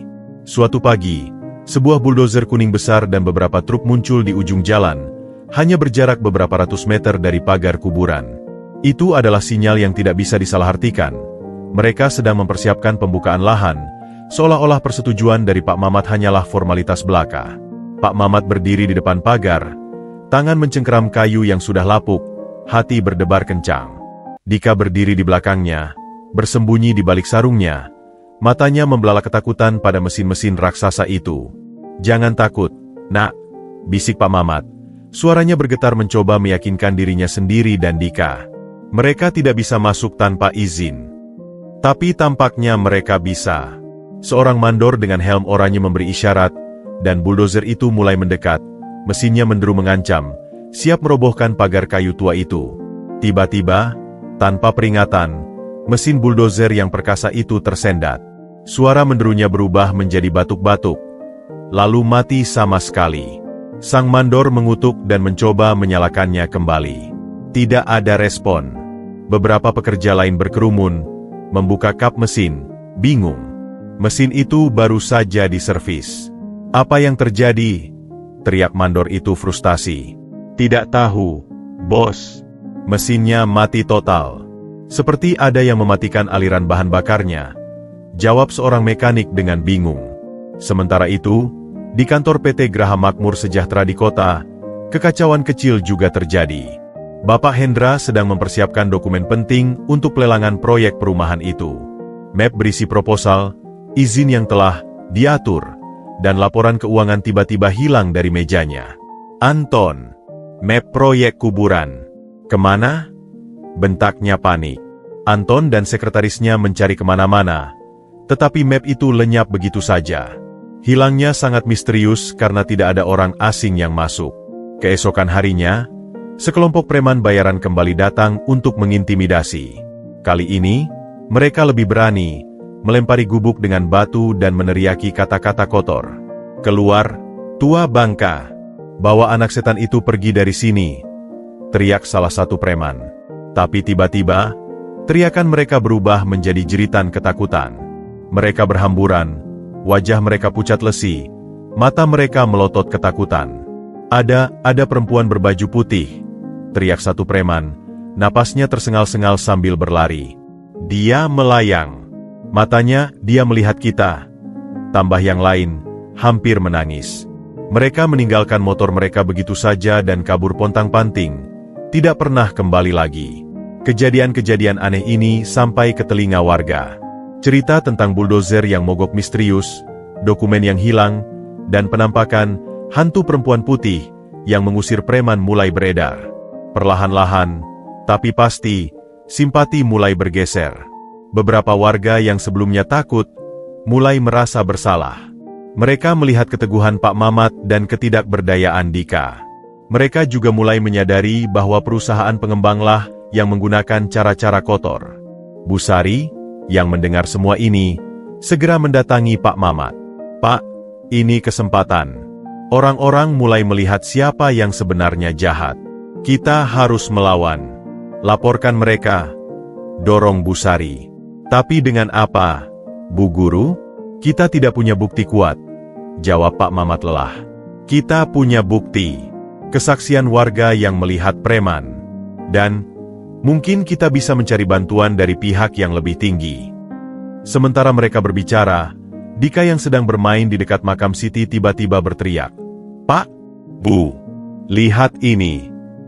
Mereka berdua mendekat. Dika berdiri di sebelah nisan Siti. Di atas nisan itu, terbaring rapi map dokumen yang hilang itu, masih dalam kondisi bersih dan rapi, seolah baru diletakkan di sana. Pak Mamat dan Busari terpana. Mereka saling memandang, tidak percaya. "Bagaimana?" bisik Busari. Pak Mamat mengambil map itu dengan tangan gemetar. Ia membukanya. Semua dokumen ada di dalamnya. Dan tertempel sebuah not kecil dengan tulisan tangan yang elegan. Bukti untuk melawan. Mereka tidak bisa menjelaskannya. Tidak ada seorang pun yang melihat siapa yang meletakkannya di sana. Tapi itu tidak penting. Ini dia, Pak, seru Busari, bersemangat. Ini bukti yang kita butuhkan. Sekarang kita bisa melawan. Pak Mamat memandang map itu, lalu memandang ke arah Nissan City. Air mata syukur mengalir di pipinya. Ia tahu siapa yang berada di balik semua ini. Perlindungan yang dijanjikan tidak pernah absen. Terima kasih, bisiknya pada angin yang berhembus lembut, membawa wangi melati. Lalu pada Busari, ia berkata dengan keyakinan yang baru, "Baik, Bu Guru, mari kita lawan." Serangkaian peristiwa gaib yang melindungi mereka meninggalkan bekas yang dalam pada Dika. Anak lelaki berusia 9 tahun itu tidak lagi hanya melihatnya sebagai kejadian, kebetulan, atau sekadar bunda yang membantu. Ia mulai menyadari bahwa ia memiliki hubungan khusus dengan sesuatu yang tidak kasat mata, sebuah kepekaan yang membuatnya berbeda dari anak-anak lain di sekolahnya. Perubahan ini mulai ia sadari suatu sore, saat ia duduk sendiri di bawah pohon trembesi. Biasanya, ia akan berbicara dengan ibunya dan merasa didengarkan. Namun kali ini, ia tidak hanya mendengar bisikan balasan dalam hatinya, ia merasakan sesuatu. Sebuah kehadiran. Bukan hanya kehangatan, tetapi sebuah emosi, perlindungan yang kuat, cinta yang dalam, dan sedikit kecemasan. Itu seperti embusan angin yang membelai jiwanya, terasa nyata dan hidup. "Bunda?" bisiknya, matanya tetap terpejam, mencoba memusatkan perhatian pada perasaan itu. Sebagai jawaban, sebuah gambaran muncul di pikirannya, gambaran samar tentang map dokumen yang tersembunyi di balik sebuah pot bunga tua di kantor Bapak Hendra. Gambar itu jelas dan spesifik, diikuti dengan perasaan mendesak yang memberitahunya bahwa itu penting. Dika membuka matanya, terkesiap. Itu bukan imajinasinya. Itu seperti seseorang menunjukkan sebuah foto kepadanya. Dengan jantung berdebar, ia berlari menemui Pak Mamat yang sedang memperbaiki atap gubuk. "Pak, Pak!" teriaknya, napasnya tersengal. Map itu. Map yang ada tulisan, "Proyek Kuburan."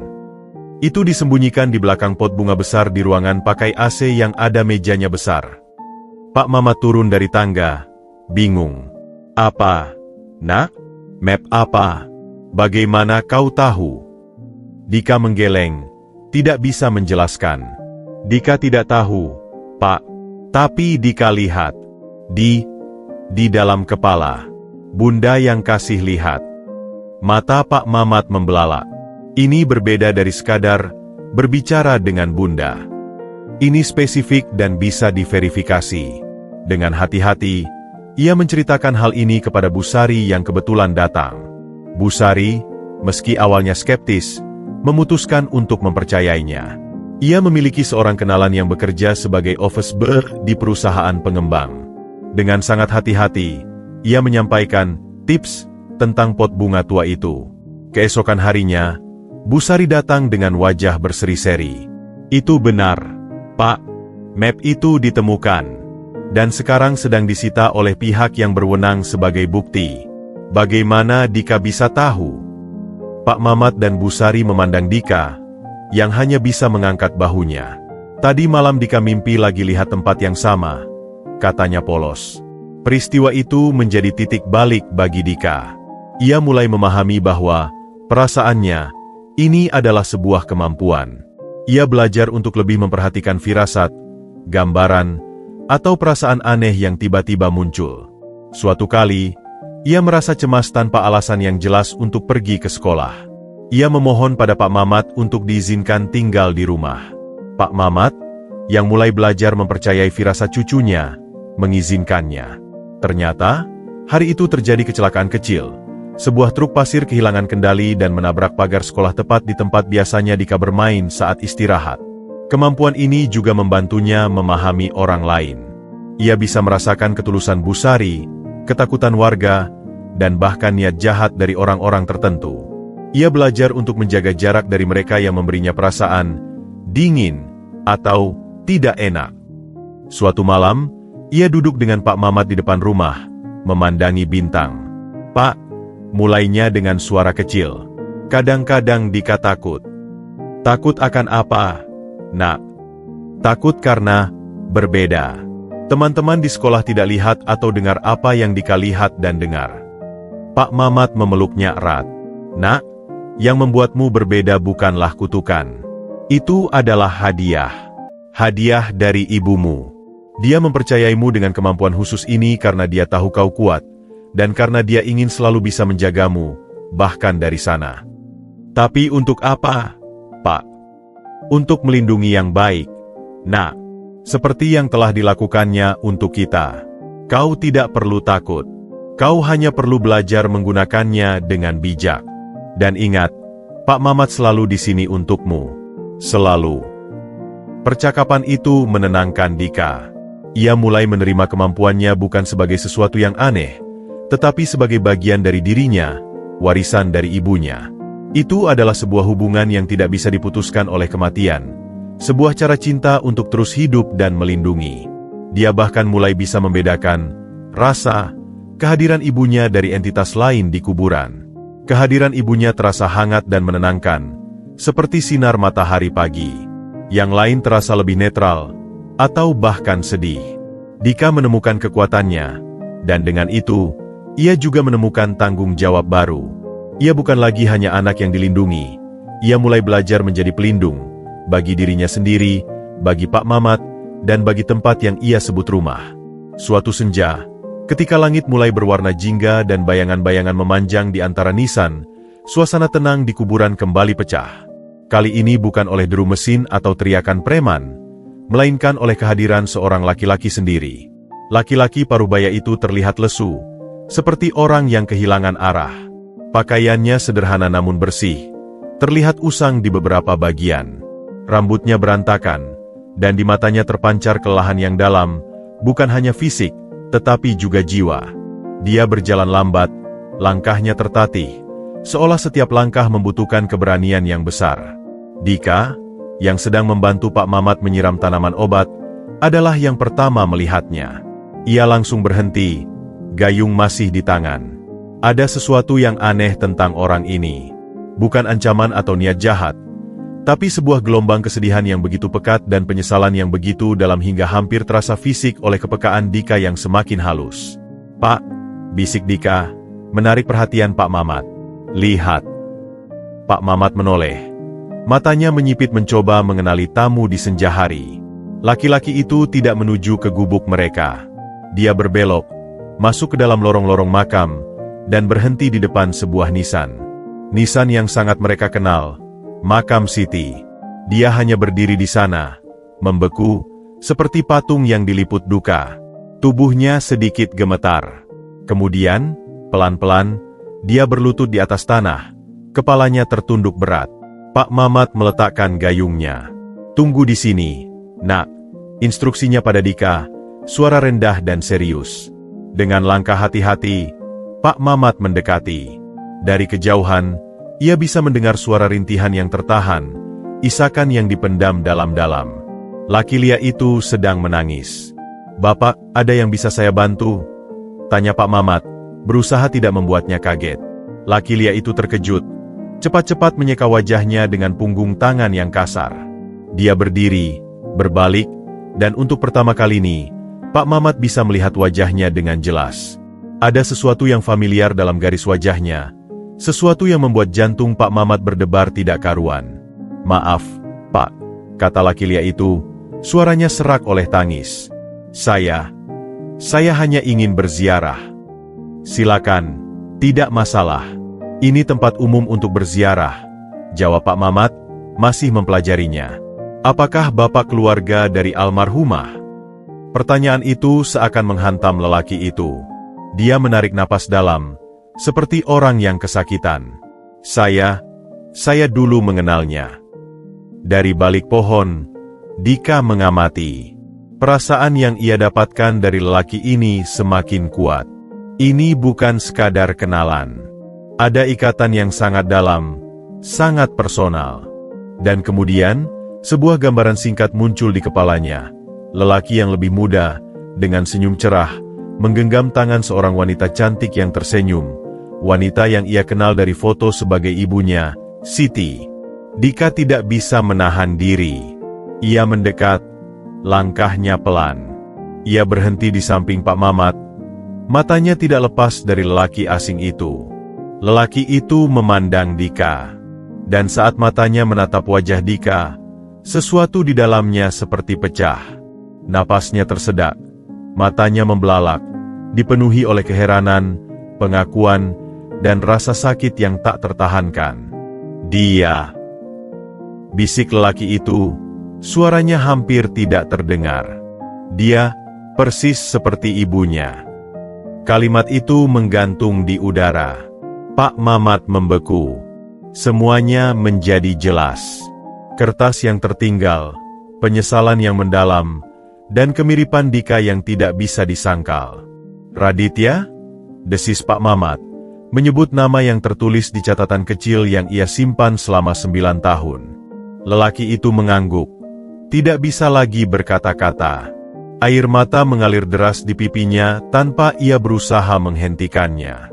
Dia menatap Dika, lalu menatap Nissan City, dan kembali pada Dika, seperti orang yang melihat hantu dari masa lalu yang tidak pernah bisa ia lupakan. Dika, yang merasakan badai emosi dari lelaki yang disebut Raditya ini, hanya bisa berdiri diam. Ia tidak takut. Yang ia rasakan adalah sebuah kesedihan yang sangat besar, sebuah penyesalan yang membara, dan sebuah benih cinta yang lama terpendam. Tanpa disuruh, tanpa alasan yang jelas, sebuah kata keluar dari bibirnya, pelan namun jelas.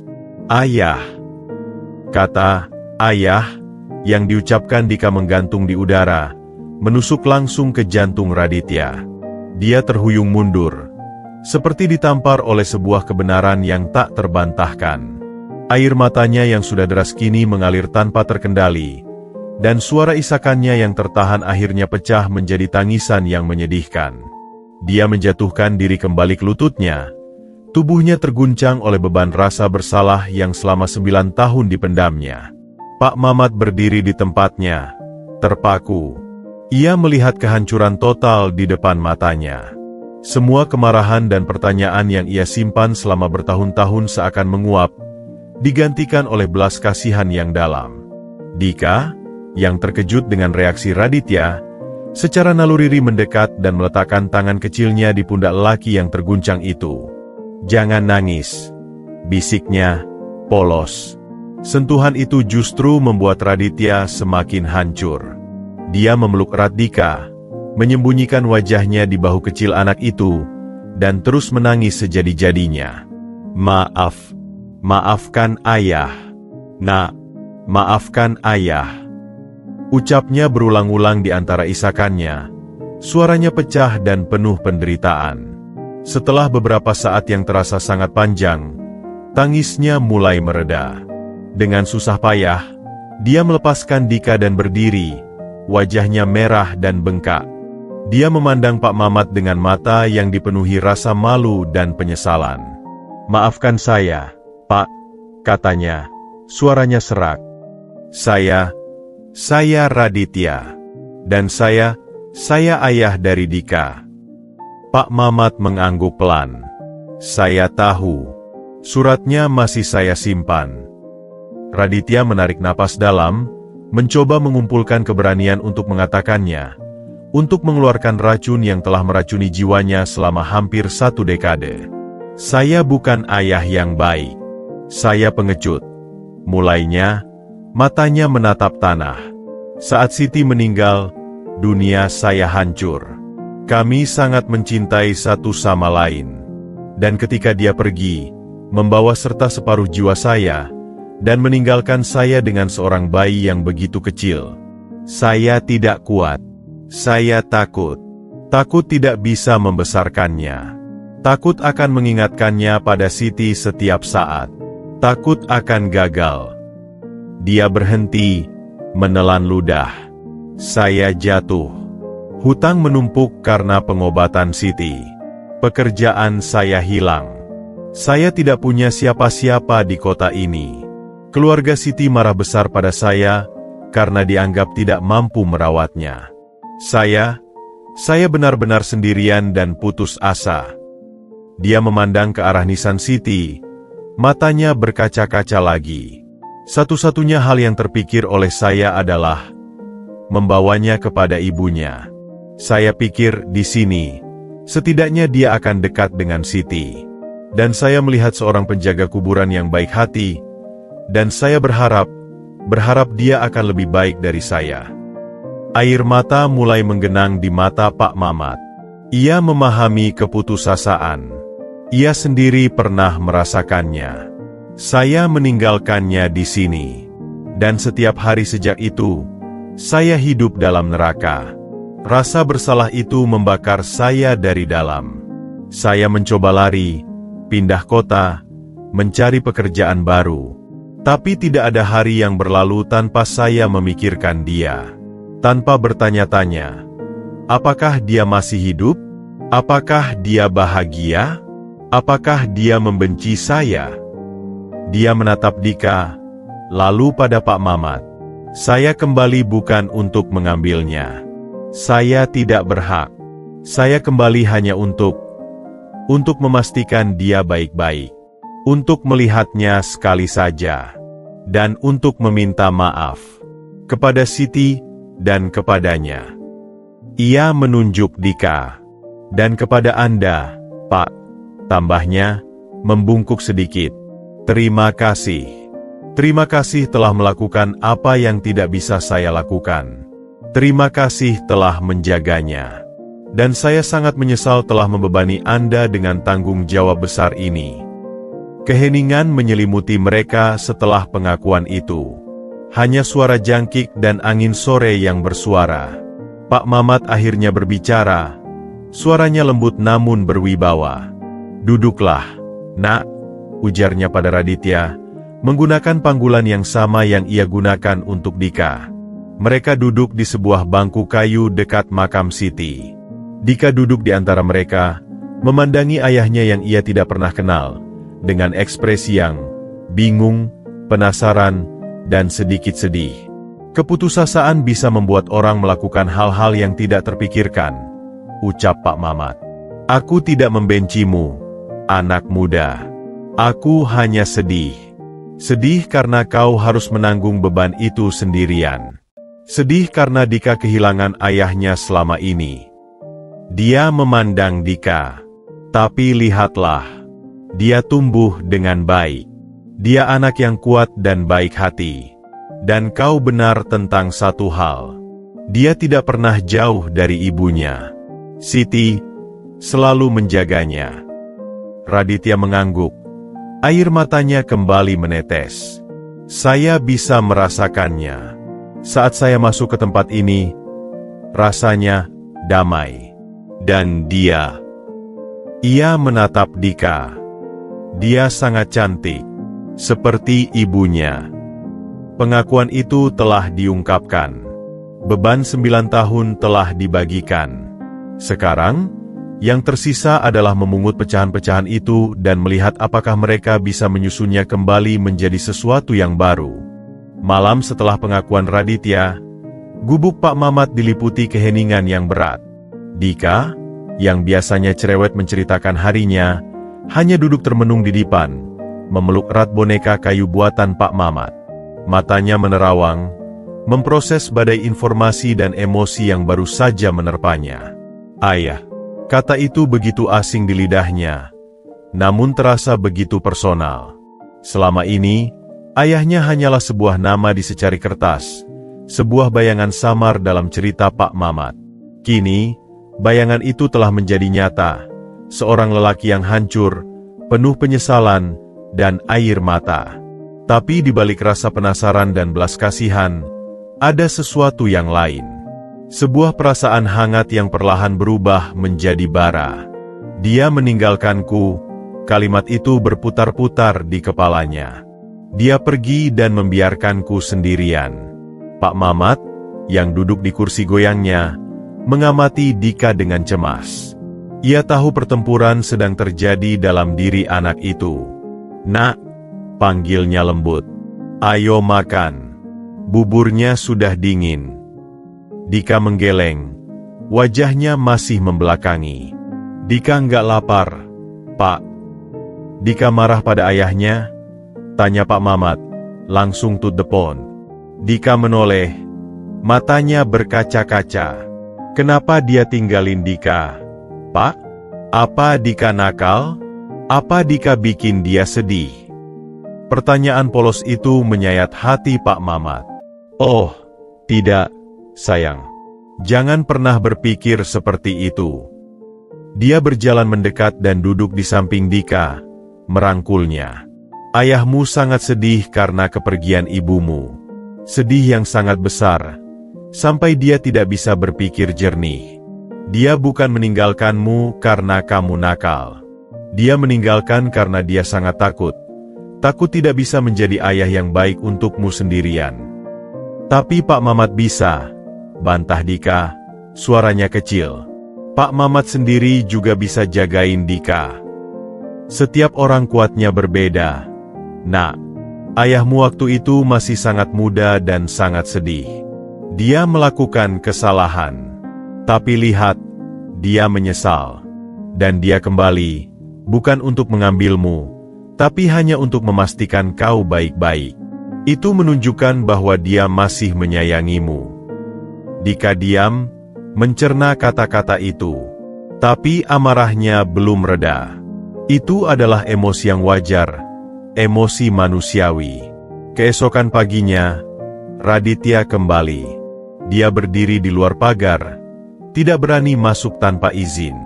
Wajahnya masih membawa bekas kesedihan kemarin, tetapi juga ada secercah harapan yang hati-hati. Selamat pagi, Pak Mamat. Pagi, Dika. Sapanya dengan suara yang masih serak. Dika, yang sedang membantu menyapu halaman, hanya meliriknya lalu menunduk, tidak menjawab. Tangannya mencengkeram gagang sapu lebih erat. Pak Mamat menghela napas. Pagi, Raditya. Silakan masuk.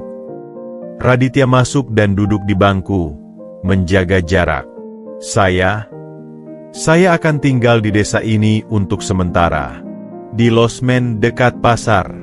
Saya ingin, jika diizinkan, saya ingin mengenal Dika. Perlahan-lahan. Dika melemparkan sapannya. Kenapa sekarang mau kenal? Sudah 9 tahun. Hardiknya, suaranya meninggi oleh emosi yang meledak. Dika nggak butuh ayah sekarang. Dika sudah punya Pak Mamat. Raditya flinch, seperti ditampar. Rasa sakit yang dalam terpancar di wajahnya. Dika, ayah. Ayah mengerti kemarahanmu. Ayah pantas menerimanya. Dika marah. Sangat marah. Teriak Dika, air mata akhirnya meledak. Dika sedih. Kenapa baru sekarang? Kenapa? Tanpa menunggu jawaban, Dika berlari menjauh, menuju ke tempat pelariannya. Pohon terembesi di dekat makam ibunya. Pak Mamat memberi isyarat pada Raditya untuk tetap di tempat. Biar saja. Biarkan dia meluapkan emosinya. Itu perlu. Dika bersandar pada batang pohon terembesi. Tubuhnya terguncang oleh isakannya. Dia memukul-mukul tanah dengan tangannya yang kecil. Bunda, kenapa ayah tinggalin Dika? Dika bingung. Dika marah. Dan kemudian, seperti biasanya, sebuah kehangatan menyelimutinya. Bukan angin, tapi sebuah pelukan yang tak kasat mata. Sebuah perasaan damai yang meresap ke dalam jiwanya yang sedang bergejolak. Sebuah bisikan halus, bukan di telinga, tapi di hatinya, penuh dengan cinta dan pengertian. Marah itu boleh, sayang. Tapi jangan terlalu lama. Ayahmu juga sakit. Maafkan dia. Dia belajar. Bunda sudah memaafkannya. Dika terkesiap, mendongak. Bunda. Tidak ada jawaban verbal. Hanya sebuah perasaan yang sangat jelas. Iya. Dan kau harus kuat. Bukan hanya untuk dirimu, tapi untuk mereka berdua. Dika duduk di sana untuk waktu yang lama, mencerna pesan dari ibunya. Kemarahannya perlahan-lahan mereda, digantikan oleh pemahaman yang lebih dalam. Ibunya, yang menjadi korban dari keputusasaan ayahnya, justru telah memaafkan. Siapa dia yang harus menyimpan amarah selamanya? Sore itu, dengan langkah gontai, Dika kembali ke gubuk. Raditya masih duduk di sana. Wajahnya pucat dan penuh kekhawatiran. Pak Mamat duduk di sampingnya. Keduanya diam. Dika berhenti di hadapan Raditya. Matanya yang masih merah memandang langsung ke mata ayahnya. "Aku marah," ucap Dika. Suaranya sudah lebih tenang tapi tegas. "Aku sangat marah karena ayah tinggalkan aku."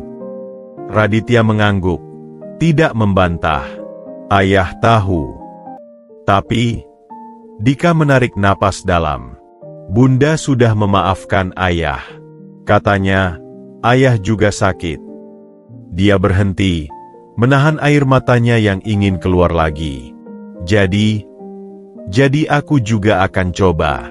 Aku akan coba memaafkan ayah. Tapi tidak sekarang. Butuh waktu." Ucapan itu, meskipun bukan pengampunan penuh, adalah sebuah cahaya bagi Raditya. Itu adalah sebuah awal, sebuah kemungkinan. Air mata kebahagiaan dan penyesalan mengalir di pipinya. "Terima kasih, Dika," bisiknya. Suaranya bergetar. "Ayah tidak meminta lebih dari itu. Ayah akan menunggu. Ayah akan berusaha keras untuk pantas dimaafkan." Pertempuran belum usai, tetapi gencatan senjata telah disepakati. Jalan menuju rekonsiliasi masih panjang dan berliku, tetapi setidaknya sekarang ada jalan.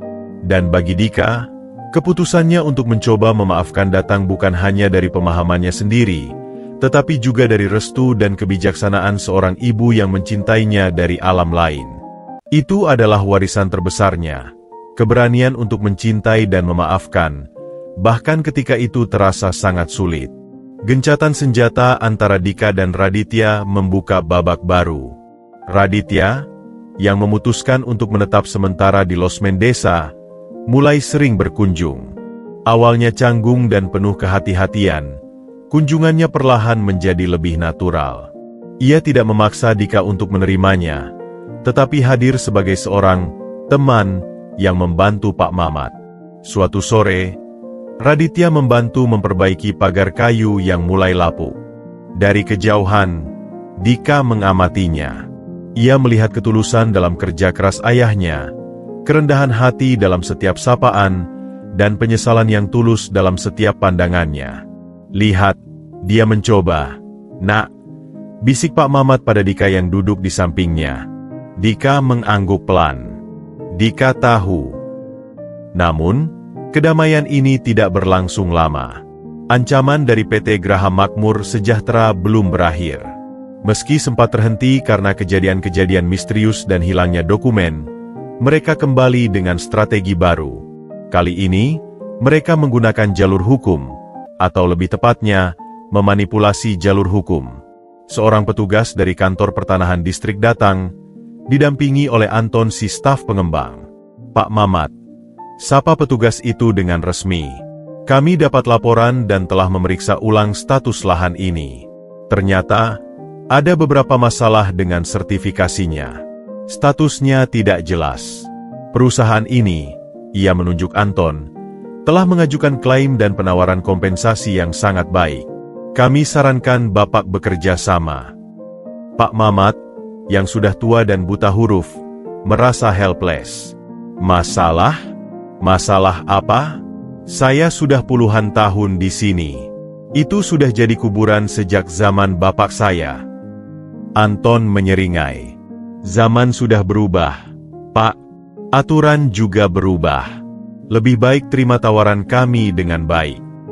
Raditya, yang menyaksikan dari dekat, segera mendekat. Naluri lamanya sebagai mantan karyawan firma hukum langsung aktif. "Bisa saya lihat surat-suratnya, Pak?"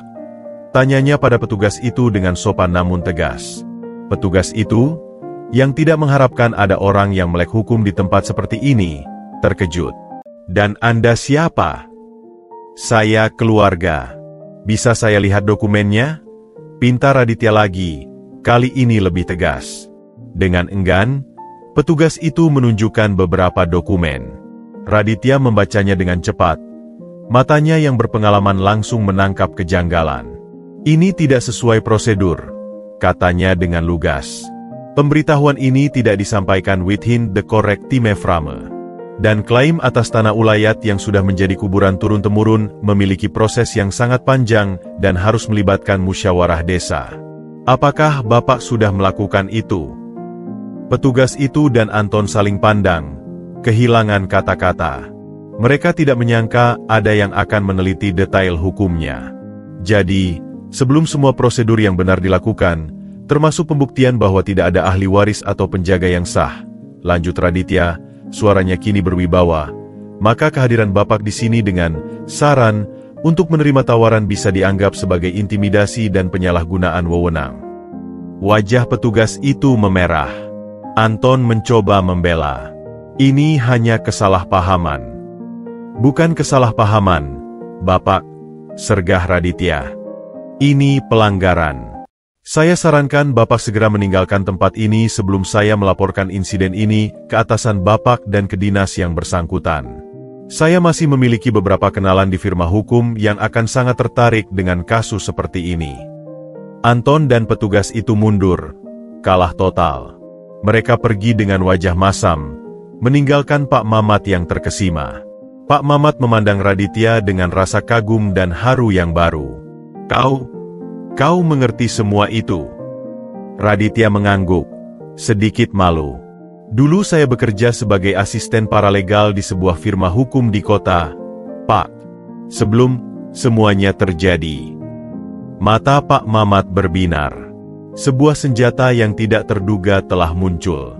Jadi, kita bisa melawan mereka? Secara hukum. Kita bisa, Pak, jawab Raditya dengan keyakinan. Mereka mengandalkan ketidaktahuan dan ketakutan. Tapi jika kita melawan dengan benar, mereka tidak berdaya. Saya akan membantu. Saya akan menulis surat protes, mengumpulkan bukti-bukti intimidasi mereka, dan melaporkannya ke pihak yang berwenang. Dika, yang menyaksikan seluruh adegan itu, mendekat. Untuk pertama kalinya, ia memandang ayahnya bukan dengan amarah atau kebingungan, tetapi dengan kebanggaan. Ayahnya, yang selama ini ia lihat sebagai orang yang hancur, ternyata bisa menjadi kuat. Bisa melindungi. Ayah bisa lawan mereka? Tanya Dika, polos. Raditya menunduk, memandangi anaknya. Ayah akan mencoba, Dika, dengan segala kemampuan ayah. Dan untuk pertama kalinya sejak pertemuan mereka, Dika tidak membalas pandangan itu dengan cemberut. Ia hanya mengangguk pelan, lalu pergi membantu Pak Mamat membawa perkakas. Pada malam hari, di dalam gubuk, 3 generasi itu duduk bersama. Pak Mamat yang bijaksana, Raditya yang kini menemukan tujuan barunya, dan Dika yang mulai membuka hatinya. Mereka mungkin bukan keluarga yang konvensional.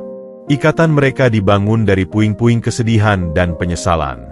Tapi pada malam itu, mereka bersatu. Musuh yang mengancam rumah mereka telah memicu sebuah aliansi yang tidak terduga. Kita akan melindungi rumah ini, ucap Pak Mamat, meletakkan tangannya di atas tangan Raditya dan membelai kepala Dika. Bersama. Raditya mengangguk, matanya bertekad. Bersama.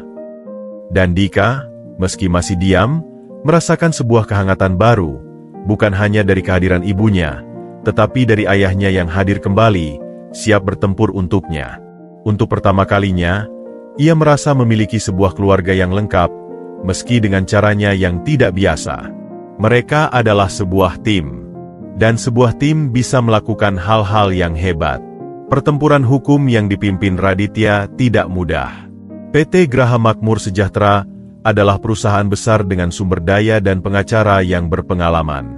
Tapi Raditya memiliki sesuatu yang tidak mereka miliki, tekad baja dan sebuah tujuan yang suci, melindungi rumah anaknya. Dengan bantuan Bu Sari yang melek teknologi dan memiliki akses internet di sekolah, Raditya mulai mengumpulkan bukti. Mereka mendokumentasikan setiap intimidasi, foto nisan yang dirusak, laporan warga yang berani bersaksi tentang preman, rekaman suara dari telepon Busari saat Anton mengancam, dan yang terpenting, dokumen-dokumen yang dikembalikan secara misterius yang berisi rencana kotor perusahaan. "Lihat ini," ujar Raditya suatu malam di gubuk Pak Mamat, menyebarkan kertas-kertas di atas meja makan. Mereka dengan sengaja memalsukan tanda tangan lurah dalam surat rekomendasi. Ini adalah pemalsuan dokumen. Pak Mamat menggeleng-geleng, marah. Berani sekali mereka. Dan ini, tambah Raditya, menunjukkan yang lain, laporan lingkungan yang menyatakan lahan ini tidak produktif dan tidak bernilai sejarah. Mereka sama sekali mengabaikan fakta bahwa ini adalah pemakaman tua yang merupakan bagian dari memori kolektif desa. Dika, yang duduk di dekatnya, mendengarkan dengan serius. "Tapi kita bisa menang, yah?" tanyanya. Itu adalah pertama kalinya ia memanggil, "Yah." Dan kata itu membuat Raditya terhenti sejenak, dadanya terasa hangat. "Kita akan berusaha sekuat tenaga, Nak," jawabnya, berusaha meyakinkan. Raditya, dengan pengetahuan hukumnya yang pasif, menulis surat protes yang detail dan terdokumentasi dengan baik. Busari membantu mengetik dan mengirimkannya ke berbagai instansi, kantor bupati, dinas pertanahan, bahkan ke lembaga anti-korupsi setempat. Mereka juga membawa kasus ini ke tokoh masyarakat dan sesepuh desa, meminta dukungan. Awalnya, banyak warga yang masih takut. Tapi melihat keteguhan Pak Mamat, keberanian Raditya, dan kepolosan Dika, serta bukti-bukti nyata intimidasi, perlahan-lahan hati mereka tergerak. Beberapa warga mulai berani bersaksi. Bahkan Ibu Siti, si tukang gosip, merasa bersalah dan akhirnya mengaku bahwa ia telah dibayar oleh antek pengembang untuk menyebarkan fitnah. "Dosa saya, Pak Mamat," ujarnya dengan menangis saat berkunjung. "Mereka bayar saya untuk bicara buruk tentang Dika. Maafkan saya." Pak Mamat hanya mengangguk. "Sudah lalu. Yang penting sekarang kita bersatu." Dukungan masyarakat ini menjadi kunci. Tekanan publik mulai terbentuk. Media lokal pun meliput kasus ini, menyoroti perjuangan seorang kakek tua, seorang ayah yang menebus kesalahan, dan seorang anak kecil melawan perusahaan raksasa.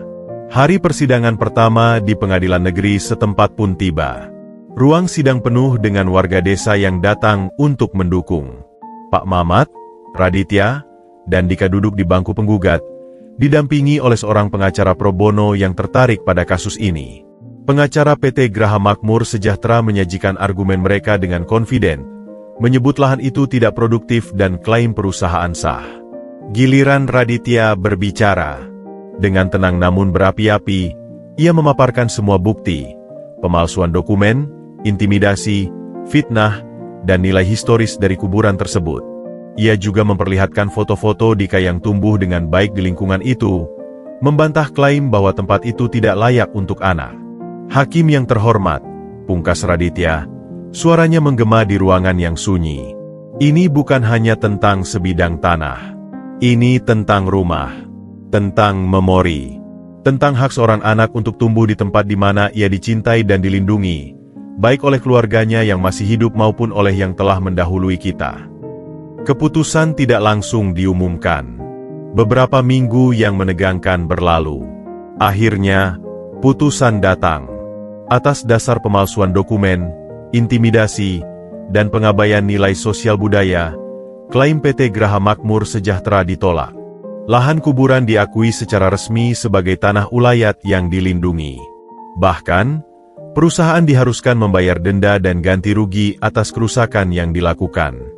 Saat putusan dibacakan, ruangan sidang bergemuruh oleh sorak-sorai warga. Pak Mamat memeluk Raditya erat-erat. Air mata kebahagiaan mengalir di pipinya yang berkerut. "Kau berhasil, Nak. Kau berhasil." Raditya memandang Dika. "Kita berhasil, Dika. Rumah kita aman." Dika, yang menyaksikan seluruh perjuangan ayahnya, akhirnya tersenyum. Sebuah senyum lepas dan penuh penerimaan. Ia mendekat dan memeluk kaki Raditya. "Terima kasih, Yah. Itu adalah kemenangan lebih dari sekadar hukum. Itu adalah kemenangan keluarga. Kemenangan cinta atas keserakahan. Kemenangan dari orang-orang kecil yang berani melawan dengan kebenaran di pihak mereka. Dan bagi Pak Mamat, itu adalah bukti terakhir bahwa mereka tidak pernah sendirian. Perlindungan dari alam lain dan perlawanan dari dunia nyata telah bersatu, menciptakan sebuah kekuatan yang tidak bisa dikalahkan oleh siapapun. Rumah mereka tetap berdiri, dan akan terus berdiri, dilindungi oleh cinta yang melampaui waktu dan dimensi. Kemenangan di pengadilan bukanlah akhir, melainkan awal dari sebuah kehidupan baru. Ketenangan sejati akhirnya kembali menyelimuti kompleks kuburan dan gubuk kayu di tepinya. Udara tidak lagi dipenuhi oleh ancaman, tetapi oleh kedamaian dan aroma melati yang semakin sering tercium, seolah alam semesta pun ikut bernapas lega. Beberapa minggu setelah putusan, di sebuah sore yang cerah, ketiga generasi itu duduk bersama di bangku kayu menghadap matahari terbenam. Pak Mamat di kursi goyangnya, Raditya di sampingnya, dan Dika duduk di tangga depan, memandangi kunang-kunang yang mulai menari-nari.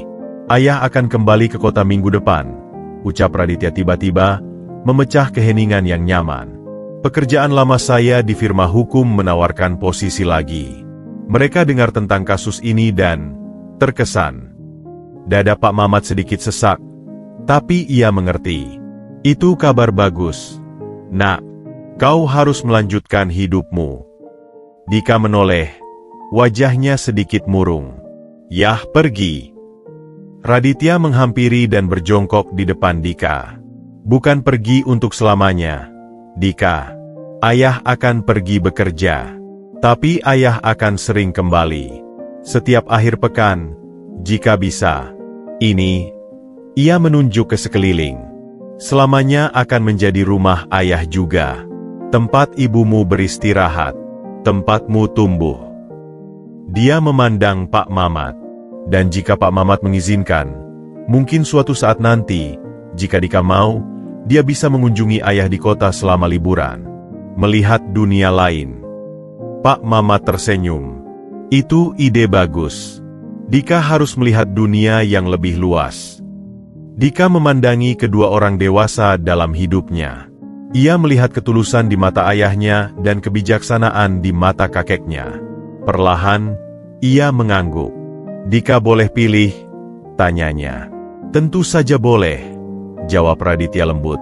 "Dika mau tinggal di sini sama Pak Mamat," ucap Dika. "Mantap. Tapi, Dika mau ya sering datang. Dan nanti kalau liburan, Dika mau jalan-jalan ke kota." Keputusan itu adalah solusi sempurna. Itu menghormati ikatan Dika dengan Pak Mamat dan rumahnya, sekaligus membuka pintu untuk membangun hubungan baru dengan ayah kandungnya. Raditya meletakkan tangan di pundak Dika.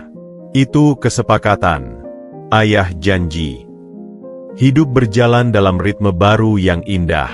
Raditya pergi, tetapi menepati janjinya.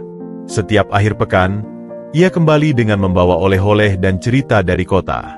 Hubungannya dengan Dika perlahan tapi pasti mulai membaik. Tidak lagi canggung, tetapi diisi dengan tawa, permainan, dan percakapan yang dalam. Mereka belajar mengenal satu sama lain.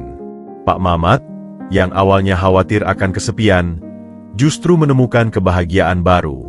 Ia melihat Dika berkembang tidak hanya di bawah asuhannya, tetapi juga dengan bimbingan dan cinta dari ayahnya. Keluarga mereka mungkin tidak konvensional. Seorang kakek tua, seorang ayah yang menebus kesalahan, dan seorang anak yang sensitif. Tetapi itu adalah keluarga yang dibangun oleh pilihan dan cinta, bukan hanya oleh ikatan darah. Suatu sore, Dika duduk sendiri di bawah pohon trembesi, seperti yang sering dilakukannya. Tapi kali ini, ia tidak sendirian. Ia merasa kehadiran ibunya sangat kuat, lebih kuat dari biasanya. Sebuah perasaan damai dan kebahagiaan yang luar biasa menyelimutinya. "Terima kasih, Bunda," bisiknya, menatap ke arah nisan. "Untuk jaga Dika, untuk jaga Pak Mamat, untuk bantu ayah balik." Sebagai jawaban, angin berhembus lembut, membelai rambutnya, dan membawa serta wangi melati yang sangat harum. Di kejauhan, ia melihat seekor kucing hitam duduk dengan anggun, mengamatinya sejenak sebelum menghilang di balik semak. Dika tersenyum. Ia tahu. Ia selalu tahu. Ia melihat Pak Mamat yang sedang menyirami tanaman dan Raditya yang sedang memperbaiki atap gubuk. Dua orang pria dalam hidupnya, bekerja bersama dengan harmonis. Dika tidak lagi merasa kehilangan.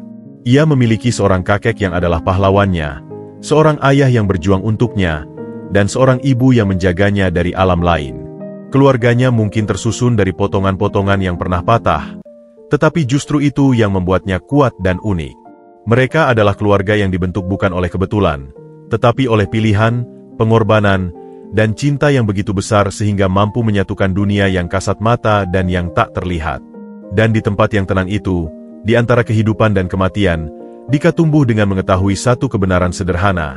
Cinta adalah ikatan yang tidak terbatas oleh ruang, waktu, atau bahkan kematian.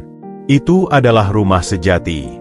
Dan dia adalah anak yang paling dikelilingi cinta di dunia.